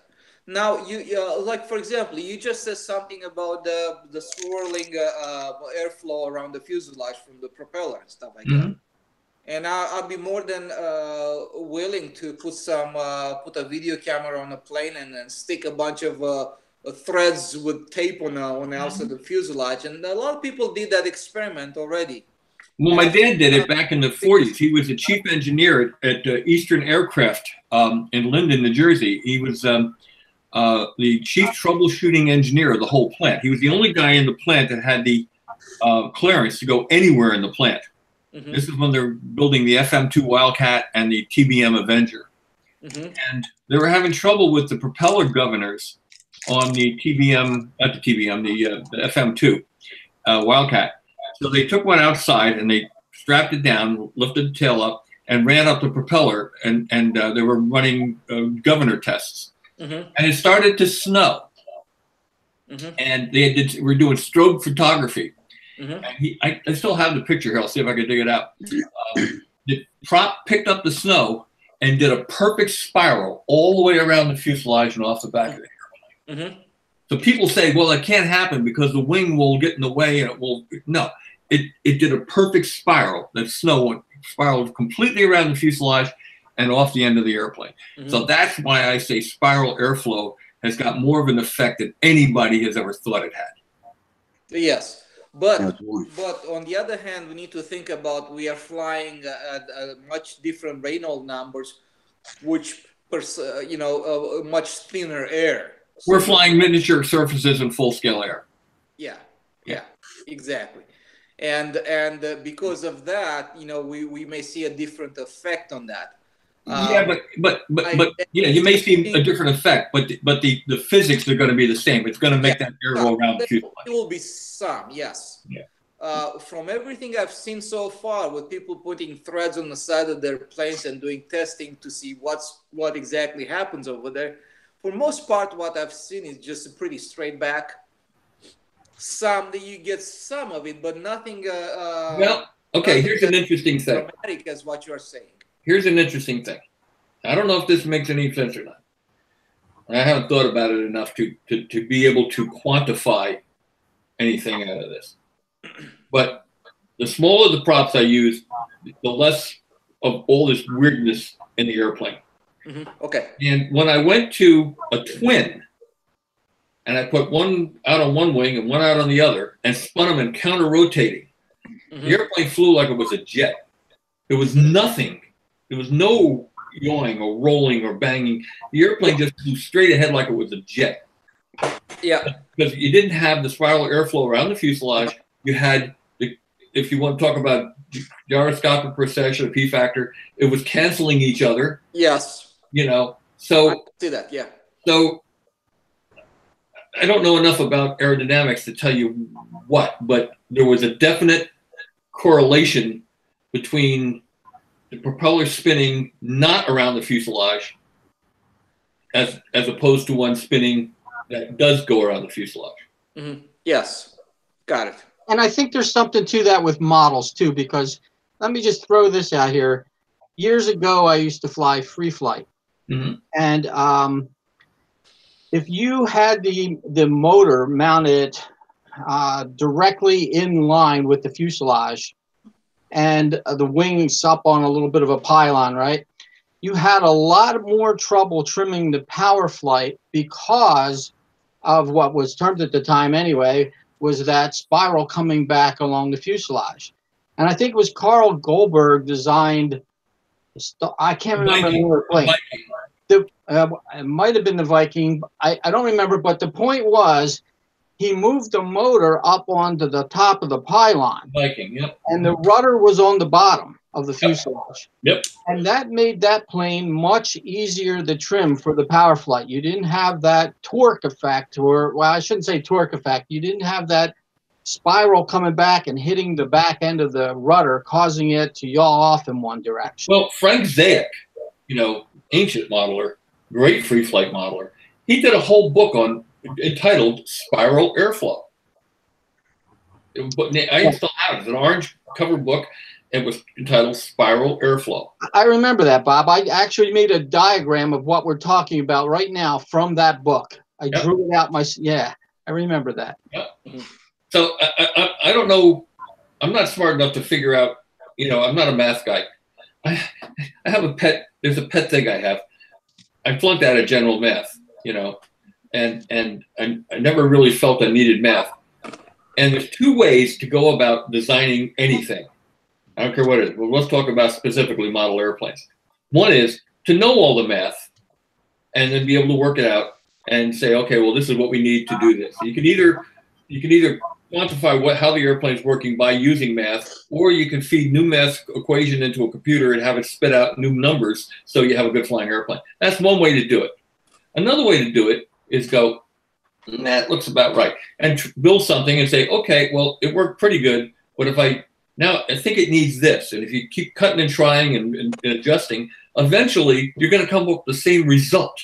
It may take you longer. Yes. It may not be the smartest way of doing it, but for those of us who aren't too smart, we can get the results we're looking for and probably understand them a little better because we've worked them out by, you know, the old sweat equity way instead of going through math. I'm not telling people they shouldn't learn math. What I'm saying is, for those of us who don't know math, it's not a game breaker. You know, you can still develop things. You know. Yeah, that's Sparky's argument. He was making the exact. Y'all almost paraphrased each other. He was making the exact same statement one night, sometime back. I think he had just come off of a long discussion with Brett Buck. I was just going to say that, you know, the guy I'm going to get a phone call from is Brett. He's going to say, "What are you, crazy?" Yeah. But, you know, there's nothing wrong with doing it that way. I mean, the math way is probably the easiest and best way, and physics and all that, and lessons learned. I have no argument with that. It's that for those of us who are a little too late for us to learn all that stuff, we can still quantify things. We can try something and say, okay, well, this worked, that didn't. I'm going to go in this direction of the thing that worked. And you do another iteration, you say, well, that worked a little better. Well, I did this, so I'll do a little more of that. So yeah. The old saying, if a little bit is good, a whole lot more is better, or too much is perfect, you know? Yeah, after, you know, with enough effort, you can intuit what you can't calculate. Exactly. There's two ways of getting to the same point. Neither one is wrong. Yeah. You know, one may be easier and, you know, less arduous and less sweat equity and less painful, but sometimes the harder road teaches you better lessons, more life lessons, you know? Yeah. That's the thought. I mean, building that twin, I didn't do anything math on it. I just put my thumb out and said, that looks about right. And, you know, and the thing flew really well. And and I made some modifications on the next one, and Frankie Imbriaco built, and it flew even better. So I'm thinking to myself, well, I'm going in the right direction here, you know. Now maybe Brett can take all the stuff I've done and put it into a computer and say, well, here's why. And that, I don't argue with that at all, you know. But I don't care why. I just care that it does. Yeah. Yeah. You know? Yeah. So. Well, I got lucky too, you know. I'm kind of like you, Bob. I'm kind of looks right. I mean, it makes sense to me. If it makes sense to me and looks right, you know, probably it's right. I'm not You're more of an engineer than I am by far. What? You're more of an engineer than I am. You have more knowledge of engineering and math and things than I do. You can put some numbers to what you come up with. I can't. A little bit, yeah, but not like an engineer or something like that. Yeah. Yeah. But yeah, and that's kind of what I've done, you know, so far, and you know, a bit of luck over there, I guess. But yeah, it's like I'm very, very happy. I mean, I don't know where I was going with all that, by the way. I'm not trying to make any points or, you know, or no, that's cool. Win an argument. I'm just saying it. Yeah. For those of us who are educationally challenged, you know, challenged, not the end of the road. Yeah. So, I've stopped arguing with the people who tell me I'm wrong. And this sounds awful. I mean, this is going to sound so bad, but I'm going to say it anyway. Generally, the people who come up to me and tell me I'm doing it all wrong, I say, okay, we're going to have a little poker game. And the ante is a gold medal. Here's mine. Where's yours? You know? That doesn't prove anything. It just says that you can get there in a different way. Of course. Different path. Yeah. You know?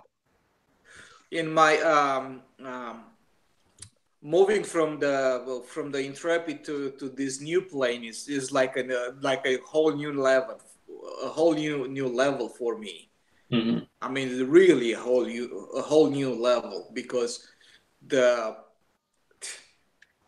it's composed yet violent at the same time. The thing I think one of the things I think hamper the people who are really smart, I think that they have something that hampers them too. They get so hung up in the math, they forget to go out and fly the airplane. Yeah, I can see that. You know, get the airplane working and go fly it. You know, instead of analyzing why it does. If you were to try to figure out the reason why everything that's in our airplanes work the way it does, the engines, the control systems, and everything, the stresses, you'd never have time to build an airplane and fly the pattern. Yeah. So it boils down to what you want to spend your time on and what you get your kicks out of. The guys that get their kicks out of knowing why everything works, hey, fine, that's great. I get my kicks out of going out there and trying to win, you know. Yeah. Yeah. You know, this is one thing I've seen some people, you know, being a little bit aggressive towards other people when they do something different, or being a little bit aggressive about their ideas, or you know, discarding things quickly, or you know, I'm gonna go like I hate when people come up to me and say, well, you're wrong. Well, if I'm wrong, I'll find out I'm wrong. But if what I'm doing works and you know, I'm getting the results I want, then I'm not wrong. You know, I may not be doing it the way you want me to do it, and I'm not telling them to do it any different than they're doing it. But I just don't like people telling me I'm wrong about things when I know they work. Yeah, that's why I'm saying. It's just like, let's get you know, everybody can get along, you know, because we all different people with different ideas. You know, ultimately, different strokes for different folks. I have another saying. I said, I'll come after you to make you perfect after I'm perfect. So don't look for me anytime soon. Nice, like that. I like that. Why don't we call that a good closing statement, and let's lock it down for the night. Yeah, sorry guys, we kind of got off on a tangent there, but that's kind of what these things are about, you know. So yeah, it was good. Yeah, we go all over the place. It's been a great discussion tonight, though. Really. And our YouTube guys over here are saying so too. Everybody's had a good time. They're probably all thinking we're completely nuts. Probably. Well, they already knew it, I guess. But they're not over here. See, they're smart enough not to come on here and get all bruised up. Yeah. We got a new guy. Let's see. What's Douglas Noyle came in and thanking us for going on late, and he's been hanging with us for a couple of hours now. And that's somebody who's going to try to come in live with us soon. And he's having to drive tonight, so he's just listening. But anyway, I thank everybody that came. Great conversation from you guys here in the video and over there on the YouTube chat side. And so we'll call it a night. But y'all have a great weekend. Do something fun so you can come back and tell us all about it on Monday. All right, you guys do the same. Your plane looks great, Frank. All right, good night, y'all can hang around as long as you want to, but I'm gonna shut down the YouTube feed. So anyway, thanks everybody, and we will see y'all next week. And don't cut yourself cutting off that canopy now, Charles. No. Oh, the canopy's in one hand right here. Okay. Let me see the other hand. Make sure there's no blood on it. Yeah.